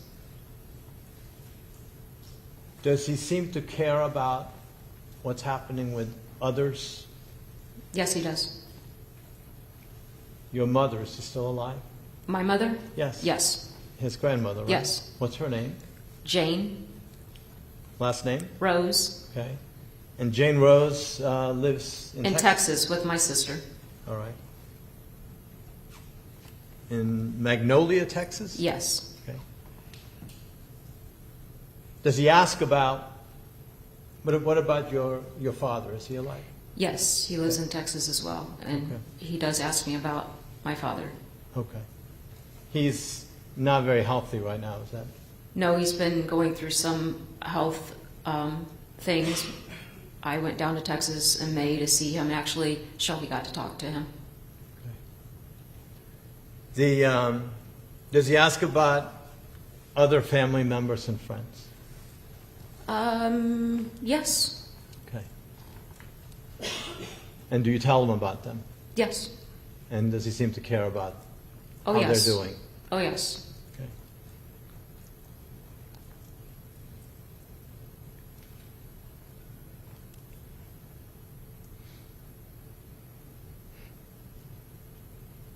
Does he tell you that he loves you?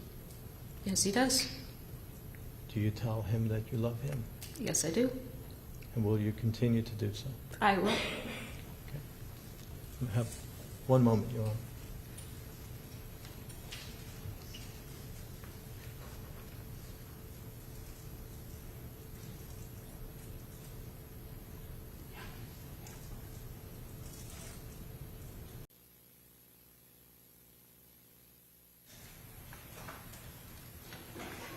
All right, Mr. Sarabia, you may continue. Thank you, Judge, and I apologize. I'm going to have to remember where it was. Yes, that's right. We were talking about the defendant still being in Texas, being able to tell that he had a plan. So next thing in our timeline would be December 2nd, 2018, 10:37 a.m. The defendant tells his mother, I should be in Ohio around next Monday or Tuesday. Yeah. Wow, so you're moving back or are you coming to visit? Moving. So there is already a plan afoot. Notice he says to his mother next Monday or Tuesday. To the other guy, to Damian Cunningham, he says mid-December.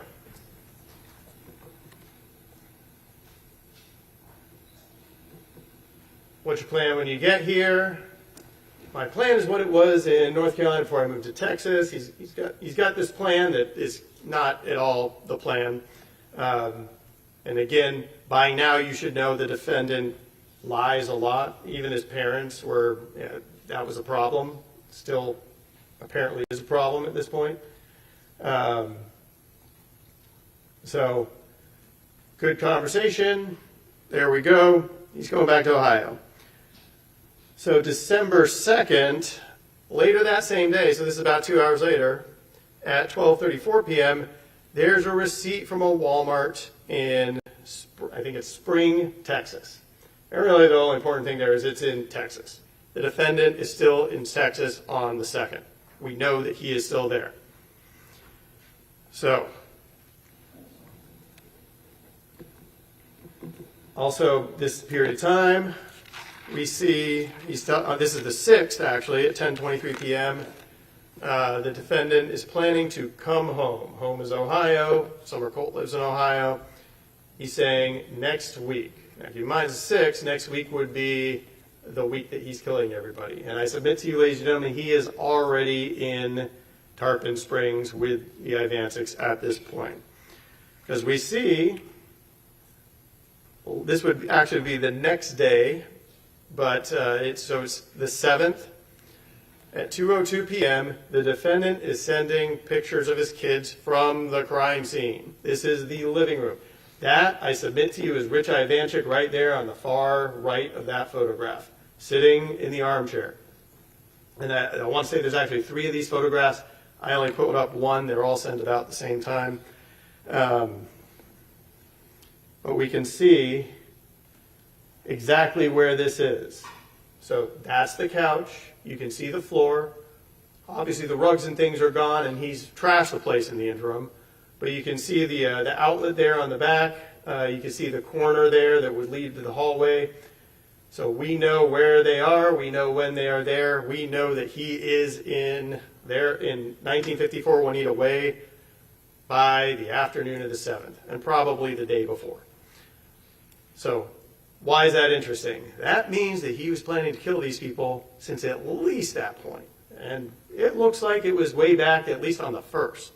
But we know, so then he is there for a week with the intention of killing all 3 of these people, which will go to one of our aggravators.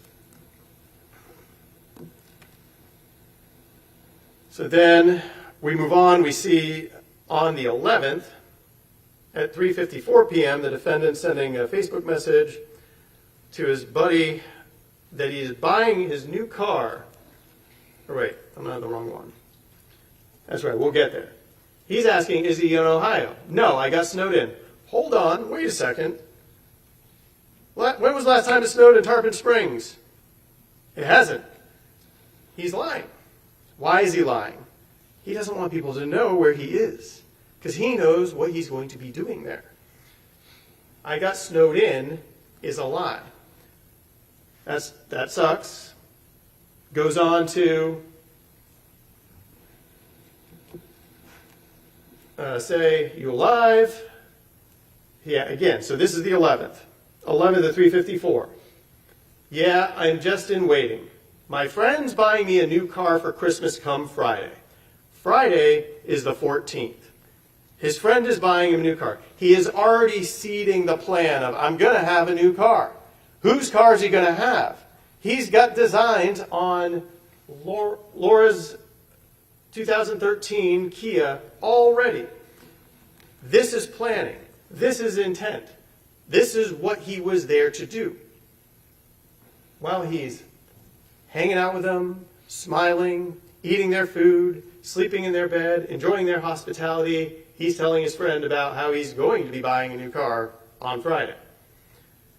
So then he goes on to say, and then the next message is actually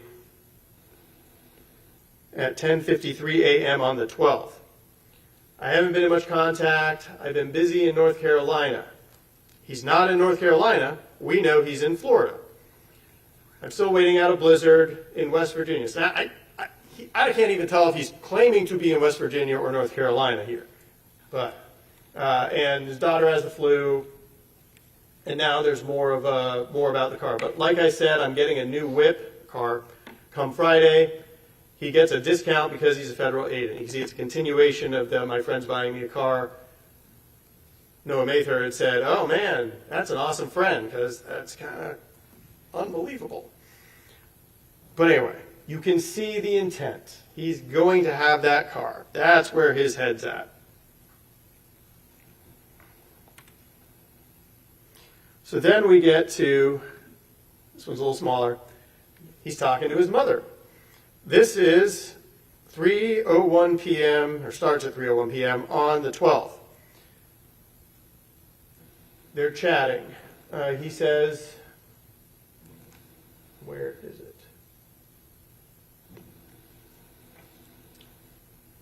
Had to, yeah, 3:01 p.m. Had to wait out a blizzard over the weekend. Well, once again, he's in Florida on the 12th. There's no blizzard in Florida. Bella caught the flu, so I've been taking care of her nonstop. And Friday, 14th, my cousin that's in the Navy is buying me a new vehicle for Christmas, one that can withstand snow. He is telling these people that he's going to get a new car. So his mother, what state are you in if you had to wait out a blizzard? And she's not stupid. No, there was a blizzard that was going to be in my route. I'm still in Texas. He's not telling his mother that he went to visit the Ivancics. He's not telling his mother that he's in Florida, in Tarpon Springs. Why is that? Why is he telling her that he's still in Texas when we all know that he's in Florida? Because he knows what he's in Florida to do. He knows that after spending all this time with the Ivancics, he's going to bash them in the head with a hammer. So, and then they finish up the conversation. So just to reiterate, we see on the 14th at 10:12 a.m., he's having a conversation with Summer Colt. He sends this photograph, which is in our crime scene. You can see the same blanket. She is on that bed there. Obviously, the comforter is down. Sends her another photograph about the same time of the two kids in the crime scene. Not in Texas, not in a blizzard. You see the one from the crime scene. Obviously the exact same place, except by the time law enforcement gets there, he's knocked over a decorative Christmas tree and moved that chair.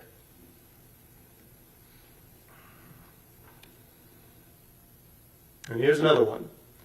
And this one, you can see, it's kind of hard to see in this,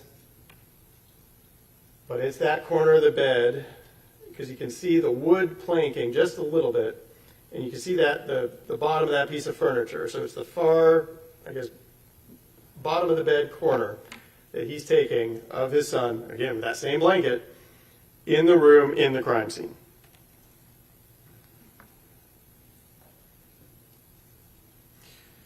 So on the 14th, 10:32 a.m., 14th is probably the day that he kills the first two.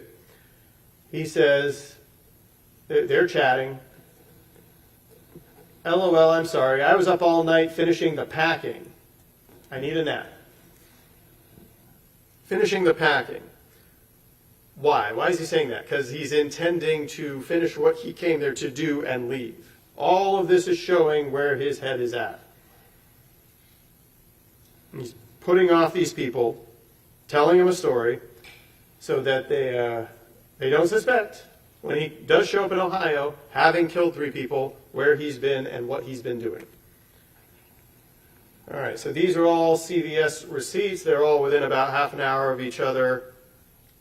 I think the one on the far left was found in the house in one of those garbage bags. The two other ones were found in the Hyundai. Probably came out of Laura's purse.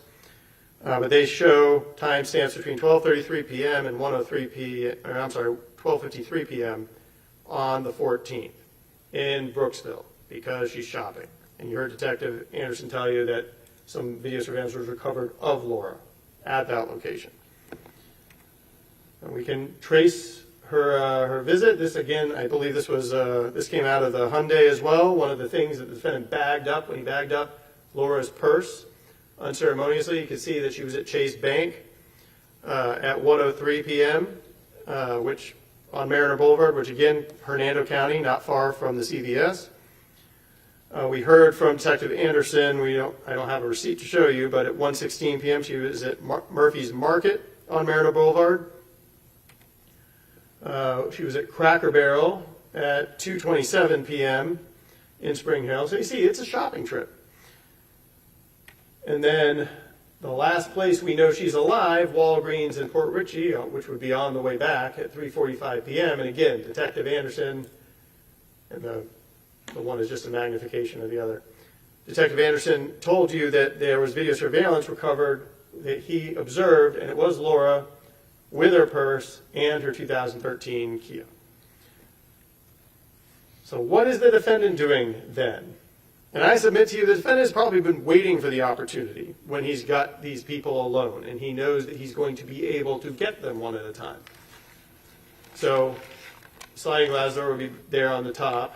The couch that has been pulled across the opening is there on the left of this photograph. But he is bashing Richard Ivancic in the head. Right about there. Probably a carpet either on top of there or in close proximity. And we have some blood spots, some blood spatter. If we go to Richard Ivancic, you can see, you can't really see it in the faraway shot, but you can see from the faraway shot where it is on the wall. And then that close-up on the wall. Going back to this one real quick, we know that that wasn't there, that the couch wasn't there because you can't get blood splatter behind the couch if the couch is there blocking it. So Richard Ivancic, he bashes in the head, and we'll talk about that in a little bit greater detail later. But we also have some blood spatter over here. It's interesting to me that this cabinet has empty shelves in it. It's clearly Laura was a collector of these figurines, and we found a whole bunch of these figurines that were broken, as if somebody had disturbed the furniture, perhaps in the fight that probably didn't go down the way the defendant wished it did. But the defendant just bagged these things up and put them in the Hyundai. So Laura gets home. Laura gets home and she goes around that corner, is right in that doorway into the kitchen, and we see blood spatter here, which is consistent with that. And the defendant, so note, the defendant says he kills Richard at 1, he kills Laura at 2. Well, if it happened on the 15th, if we're missing a shopping trip, maybe. But I submit to you the evidence doesn't support that. The evidence supports that this was the 14th. And the defendant wasn't great on dates anyway. We know that different times in the confession he says, I left on the 22nd, and other times he says left on the 23rd. I don't know that he was exactly keeping up with the calendar days. But what we do know is once he killed Richard, we know that Laura was on that shopping trip for hours. It takes some time to get up to Hernando. She was clearly shopping in Hernando. It takes some time to get back. He is sitting there lying in wait to kill Laura. The plan is activated. If there was any hesitance on his part, once he swung the hammer the first time at Richard, it was gone. So now he is just sitting there waiting. Sitting there lying in wait for Laura, unsuspecting, to come home so that he can bash her in the head and kill her. And that's what he does.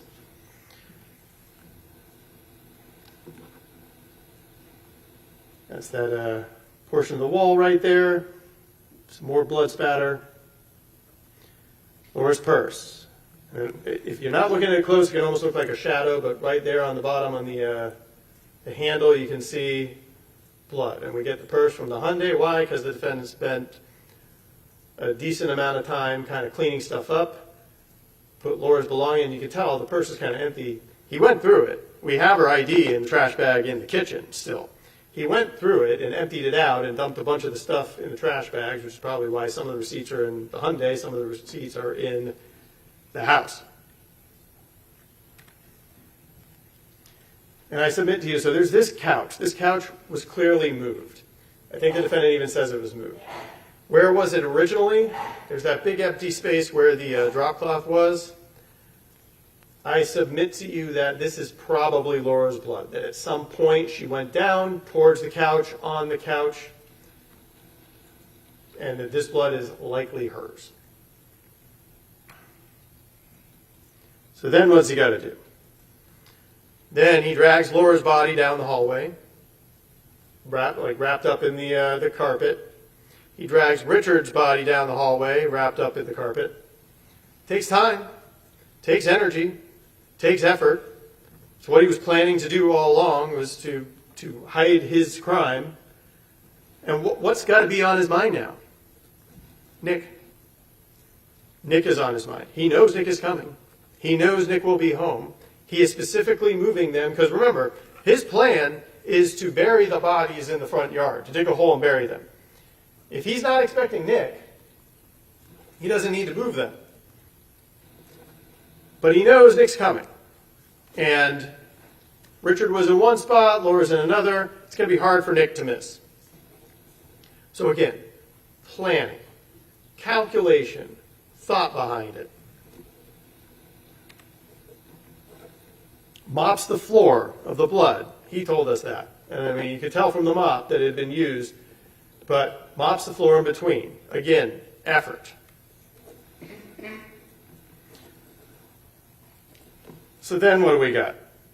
4:22 p.m. on the 14th, defendant tells Summer Colt, I meant I'll hold you, LOL, my bad, daddy's tired. Why are you so sleepy? Daddy works out, honey. Plus, car shopping was today. Car shopping was today. And the kids were little rascals. Now, you can see that that's over a period of time. The first message there is 4:22, but he's continuing to, the next message is actually at 5:19. Car shopping was today. That's while I submit to you, Richard and Laura are lying there dead in the residence and before Nick returns. He's still planning.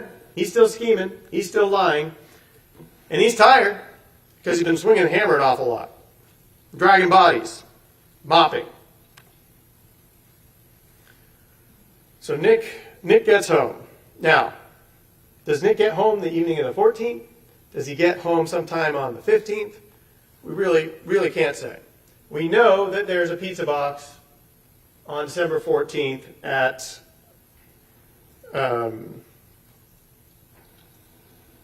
4:55 p.m. It's got Nick's number on it. Now, does Nick get it? Does Nick bring it home? Unclear. But whenever Nick gets there, it actually take the defendant on his word, he probably doesn't kill Nick till early morning hours of the 16th. But in the meantime, 5:19 p.m. on the 14th, he's telling Summer Colt,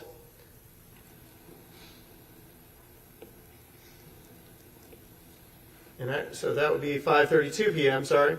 Yes, ma'am. Or she says, you got a new car. Yes, ma'am. It was time for the other one to go.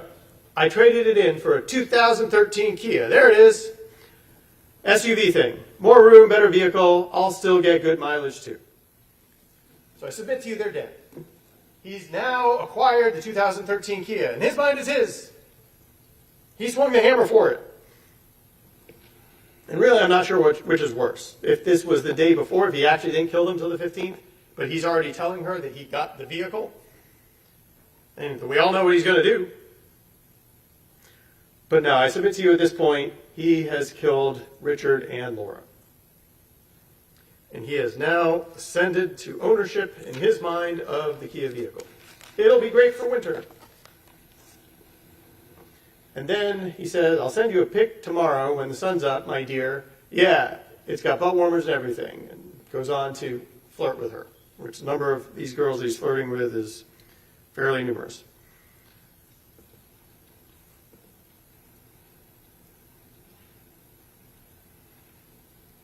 During that conversation, so would be 6:23 p.m., he's sending pictures and more flirting with Summer Colt from the crime scene. So we know he's there. You can see the bathroom, in particular in that photograph, the easiest thing to identify that what didn't move is that heater. You can see the same sink, and you can see the towel rack in the reflection there. That's where he is. His mind's on trying to hit on girls while there's 2 dead bodies in the house, and while Nick is either there waiting for his death or he's waiting for Nick to come back to kill him.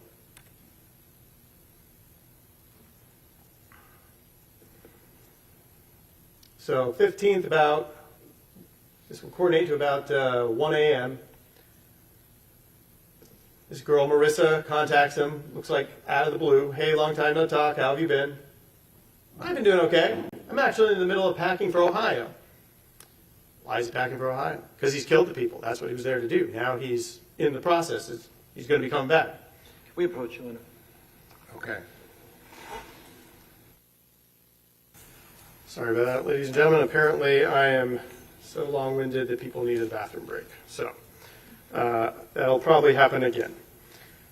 But we were talking, so we are talking about the 15th. We were at 1 a.m., which would be in between him killing Nick or killing Richard and Laura, and when he kills Nick, he's still just interacting with people. Everything's great. Middle of packing for Ohio. So then we get to the top message there, comes in about 9:47 a.m. on the 15th. And what's interesting about that message is Bella's finally over being sick, so we can leave for Ohio this weekend. A couple of things to say about that. And if you've been paying attention to the messages as we've been going through them, and not to say the ones I've been highlighting, he's been saying that Bella has been sick for a while. What's interesting about that is the Walgreens receipt appears to be for children's medicine. And wouldn't it be just like this defendant when Laura's already been at CVS? CVS and Walgreens are almost interchangeable. To call her on her way back, make sure where she is, and ask her to pick up some children's medicine for his kid, so to delay her a little bit because he's lying in wait to kill her. But anyway, he's leaving for Ohio this weekend. Keep in mind, so the 15th would have been a Saturday, so he may be planning that his business will be done shortly. Domino's Pizza, the evening of the 15th, just before 7 p.m. Again, we have Nick's number on there. The defendant said that they got Domino's, they had a good time. I submit to you maybe they got Domino's twice, or they're hanging out for a long period of time. And if they're smoking marijuana, eating edibles, whatever they're doing, watching TV, that could have been one last rousing celebration. But we know that there's Domino's on the 15th. Which is also, you'll notice the pattern is, once the defendant starts killing, and Richard and Laura aren't there to provide meals and make meals, now we're starting to see pizza and McDonald's, and the occasional Dunkin' Donuts. But pizza and McDonald's from this point forward. So he kills Nick. This couch wouldn't have been here. This couch would have been where the darker brown couch is. You see all that blood spatter. You see all the blood this defendant came out during this defendant's attack on his buddy. So yeah, I submit to you that that couch was here, in this room, right where that brown couch is, because we see blood spatter up there, painted over, blood spatter over there, and I decided not to bore you with all the blood spatter pictures again, but there was blood spatter all over this area. And even in other areas of the room, which again, we'll talk about that in a few minutes. So blood spatter there, which front door's kind of towards the back, I believe. Blood there. All that would have been from Nick. So now everybody's dead. Now what do we see the defendant doing? On the 16th, 1:45 p.m. Now he's shopping. We get the receipt from the 2013 Kia when they catch up to it in Ohio, and we have him shopping with his two kids. What's he getting? He's getting the air fresheners. You see those three white things at the very edge of the conveyor belt. If you watch it, the video, you can tell a little bit better. But you see 1, 2 from the counter in the bathroom, and 1 on the counter in Nick's room. Why? For the smell. Because it smells. And the shirt he's wearing ends up in the laundry. Not quite yet, but it ends up in the laundry. Washed. He leaves it there, and it is recovered. So then, 1:52 p.m. on the 16th. It's the middle message. Hey, babe, a lot happened. I'm going to give you a call later. I'm still coming to Ohio, don't worry. Yeah, a lot happened. He killed 3 people. When will you be here? We'll see the rest of that conversation in a few minutes. He goes to McDonald's. This is actually 2:03 p.m. He goes to McDonald's. That McDonald's is right there in Tarpon Springs. Later that evening, 6:11 p.m., he says, Summer Colt, she's upset that he hasn't been answering. You need a better answer. He says, I'm sorry, babe. I've been busy all day.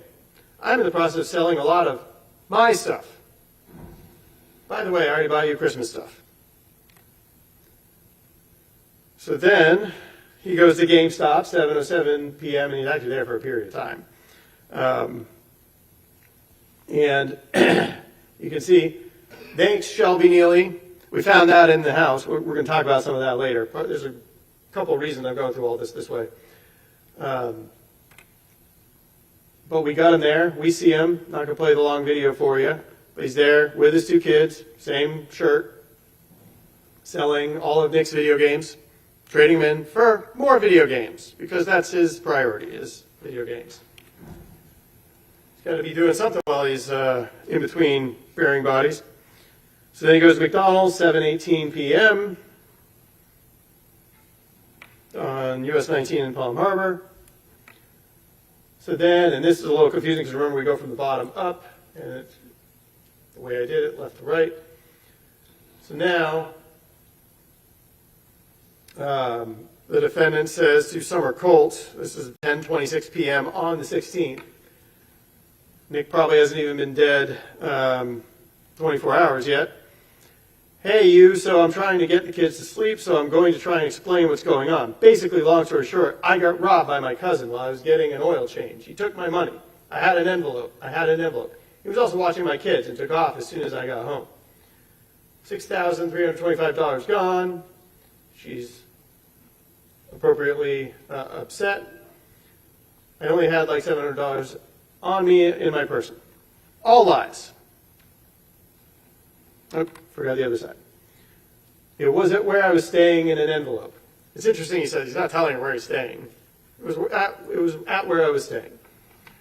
She's like, why don't you put it in the bank? Reasonable question. He doesn't like banks. Keep going. So then we are still on the evening, about 10:27 on the 17th. Yeah, that's what took all day yesterday. Did you get it back? Banks just take your money. You see the way the conversation is going. Also, I'm in the middle of selling my grandfather's coin collection. It's not his grandfather's coin collection. She asks, is it selling? Yeah, but because it's Sunday, not a lot of places were open. Remember, 16th is Sunday. So she's, again, appropriately, why you have $7,000. You should put it in a safe. And he says, which is more lies, it was in a safe. baby cakes. Then he starts sending photos from the crime scene. Again, we're at like 10:30 p.m. on the 16th. We know that location is right there. You can see the piece of furniture, you can see the curtain, you can see the table. He has been going through the Ivancic's belongings for his own. Sends more photographs because he wants to brag about all the stuff he's got. Again, same location. Because I'm an idiot and decided to leave it home since I didn't think my cousin would rob me. She responds, I'm just glad my kids are okay and he didn't make off with your stuff. Let's stop there for a second. Look at that. It's going to play into one of the mitigators later. I'm just glad my kids are okay. From the robbery that never happened. This is what he does. This is what he does. He uses them. He talks about them like that. Like, he doesn't care about his kids there. He doesn't care about his kids any of the times that we're going to talk about that he talks about them. They're just another thing to try and gain sympathy from this woman. I'm just glad my kids are okay.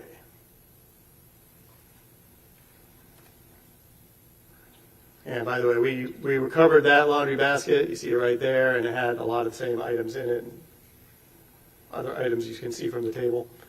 That was in his address in Ohio. And then he sends a photograph of that be my safe. Again, 10:30 p.m., roughly 10:32 p.m. on the 16th. That be my safe. It's bragging. We know where the safe is, right behind that door. It's not his safe. But there he is. He's in the crime scene, taking ownership of all the things, using his kids as a vehicle to gain sympathy. So we move on. Now, Detective Anderson told us close to 4 p.m. he was actually at a pawn shop selling some of the jewelry. I don't have any fun exhibits for you for that.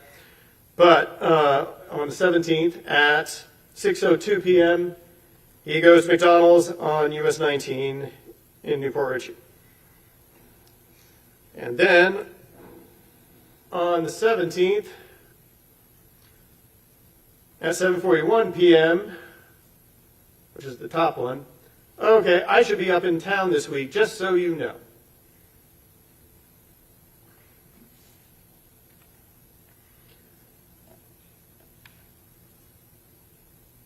So then, this is around just before midnight on the 17th, going into the 18th.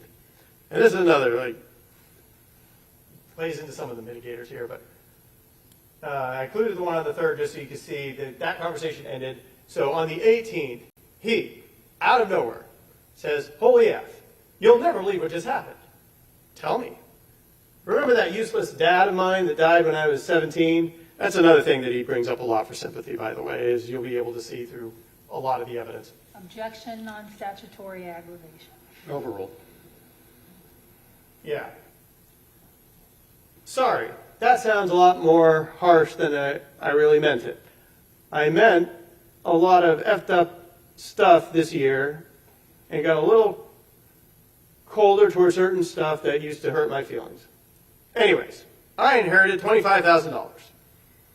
And she goes, well, no, I wasn't trying to be rude or anything. And she says, how? He stored a lot of his stuff, and I'm editing out the bad words, at his friend's house. His friend found out I was in Texas. He's not in Texas. He's in Florida. Took me to the shed my father built, and OMG, dude, $25,000 in a briefcase, rings upon rings that are thousands of dollars, a coin collection that can't even be fit in a whole picture. He kept it all this time for me.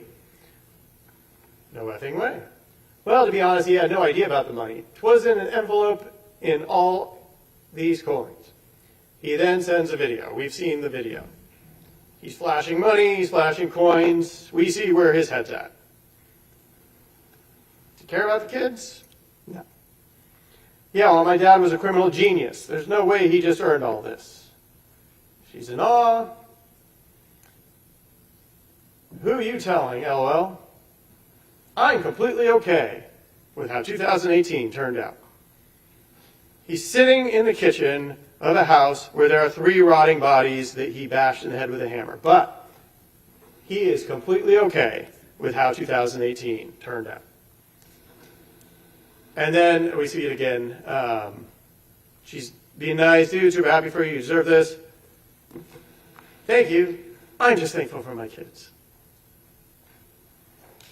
A year's rent paid in full will barely dent me.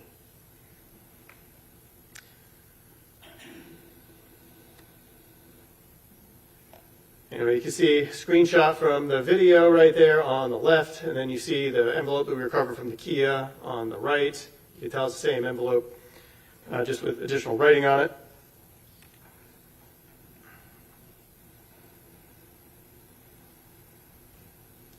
And then we are at Walmart. 10:30 around. It's actually a decent amount of time he's there, but 10:31 a.m. he's at Walmart, wearing a different shirt. The other one's probably being washed now. Clearly him, clearly his kids. We see him buying the spray paint and the masks, as it smells. Now, again, we're going to talk about the mitigators later, but one of the mitigators this will play to smells bad enough, the chemicals are bad enough that he knows by this is now day 2 or 3. He needs masks. He's going to be there many days later. You think the kids are wearing masks? He also buys it's not in this screenshot, but he buys the new Punisher shirt that he's going to be wearing in later videos. So he goes to McDonald's, 11:36 a.m. on US 19. It's actually right next to that Walmart in Port Richey. Chicken nuggets for the kids. And there we see him, and we now know that he has been using the 2013 Kia.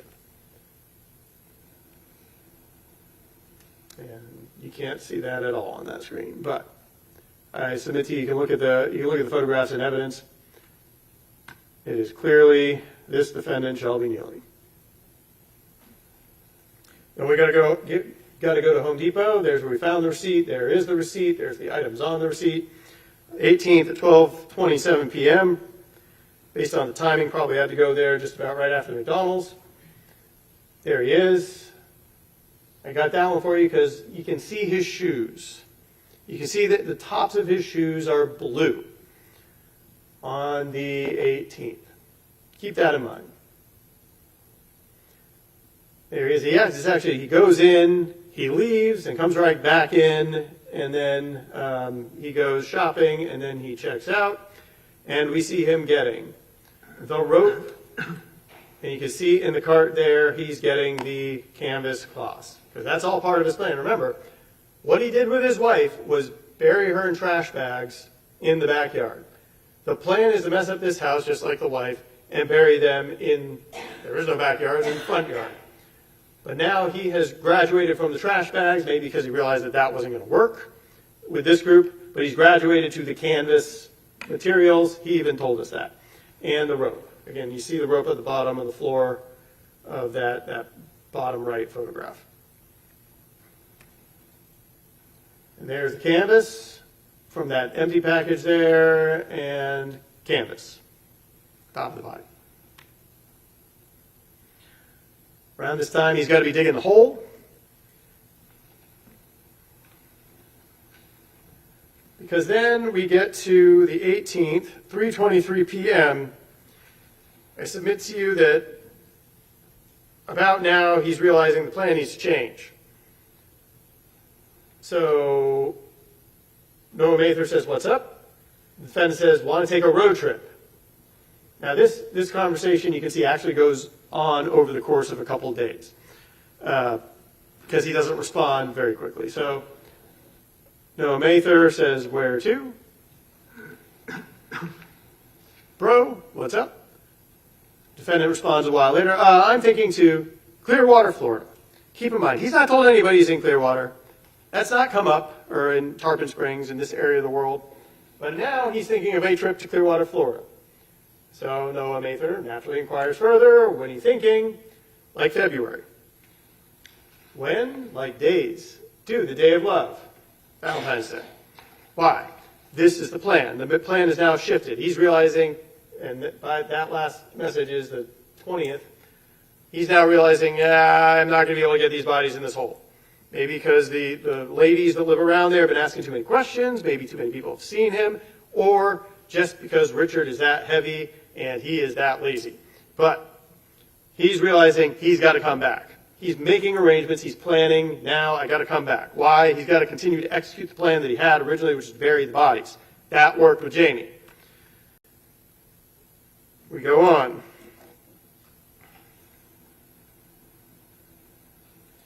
'18th, 4:01 p.m. And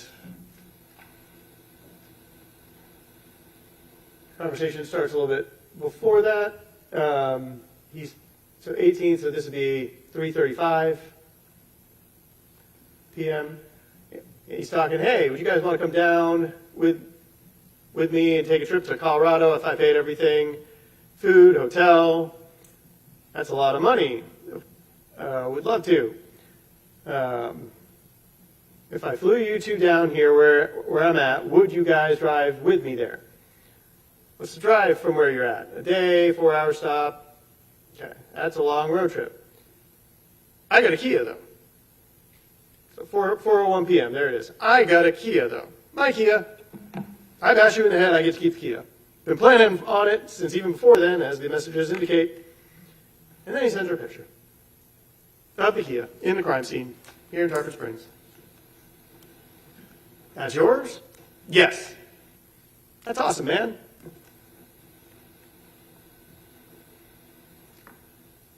We move on. Now we're at about 10:34 p.m. on the 18th.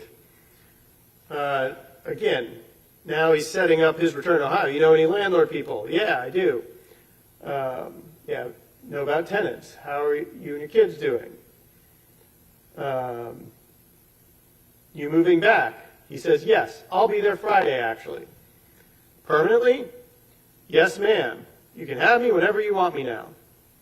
Okay, good to know. How's your kids doing? They're great. They have a conversation about that. What kind of rent he can pay? He says $900 a month. And my journey down here is at a close. I got what I needed. Now I'm needed up in Ohio. Again, we're seeing the aftermath of the plan. This was the reason he came down. I got what I needed, which was all these people dead. They're not going to talk anymore, and I have all their belongings. I got a lot of money. Now my journeys are closed. Going to Ohio.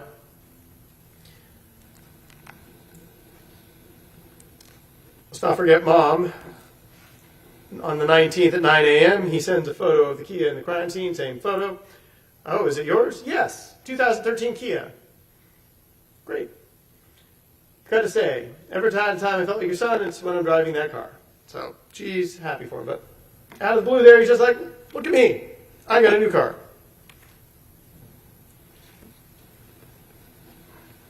19th, or I'm sorry, 20th, 11:33 p.m., he's eating at Dunkin' Donuts. We got this receipt from the 2013 Kia. Dunkin' Donuts and Holiday. All right, so here on the 20th at 12:46 p.m., he posts on Facebook for everyone to see a photo of his daughter with the pink hippo in the crime scene, on the couch, with blood on it. And the spray paint. So we know by this time he's already been working. He's already been covering up all the blood spatter over there. Not very well, but we see the drip. You see it on the far left right there, and we see it on the couch in the crime scene. We see the pink hippo. And then we have McDonald's on December 21st, 1:02 p.m. He's eating again. And we're almost ready to follow this guy out of town. But on the 21st, he's at Walmart again, this time in Hudson, with the new shirt that I think he will remain in until he leaves Florida. And Notice too here, there's no kids with him. He's by himself.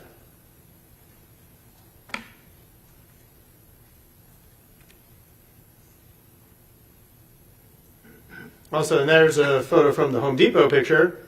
You can see the difference in his shoes. Blue shoes at Home Depot, and there's a lot of other places on that Home Depot video you can see it. But he's been busy with the paint, with the chemicals and everything, because that's all part of his plan. But let's not forget, in the meantime, he's got to be texting the relatives, make sure that they're not onto him, because that was also part of his plan with Jaime. It worked so well then, he is carrying out his plan with Laura. We are fine. The talking part of my phone is broke, and we are in Texas visiting Jaime and Shelby and my precious grandbabies. Laura's dead. 21st, he has Domino's Pizza. That's at 5:54 p.m. He uses his phone number this time, same phone number that we will see up in Ohio. And then on the 22nd at McDonald's, he's there 8:21 p.m. Maybe the kids didn't like the Domino's, but we see him driving that Kia again. And then the next day, we're heading out of town. 23rd at 2:31 p.m., County Road 54, Newport Richey. Got to get those chicken nuggets. There he is, Laura Ivancic's 2013 Kia vehicle. And then again, we pick him up in Macon, Georgia, I believe 9:30, thereabouts, that evening. Same vehicle, same clothing, same guy. Now he's going to Ohio.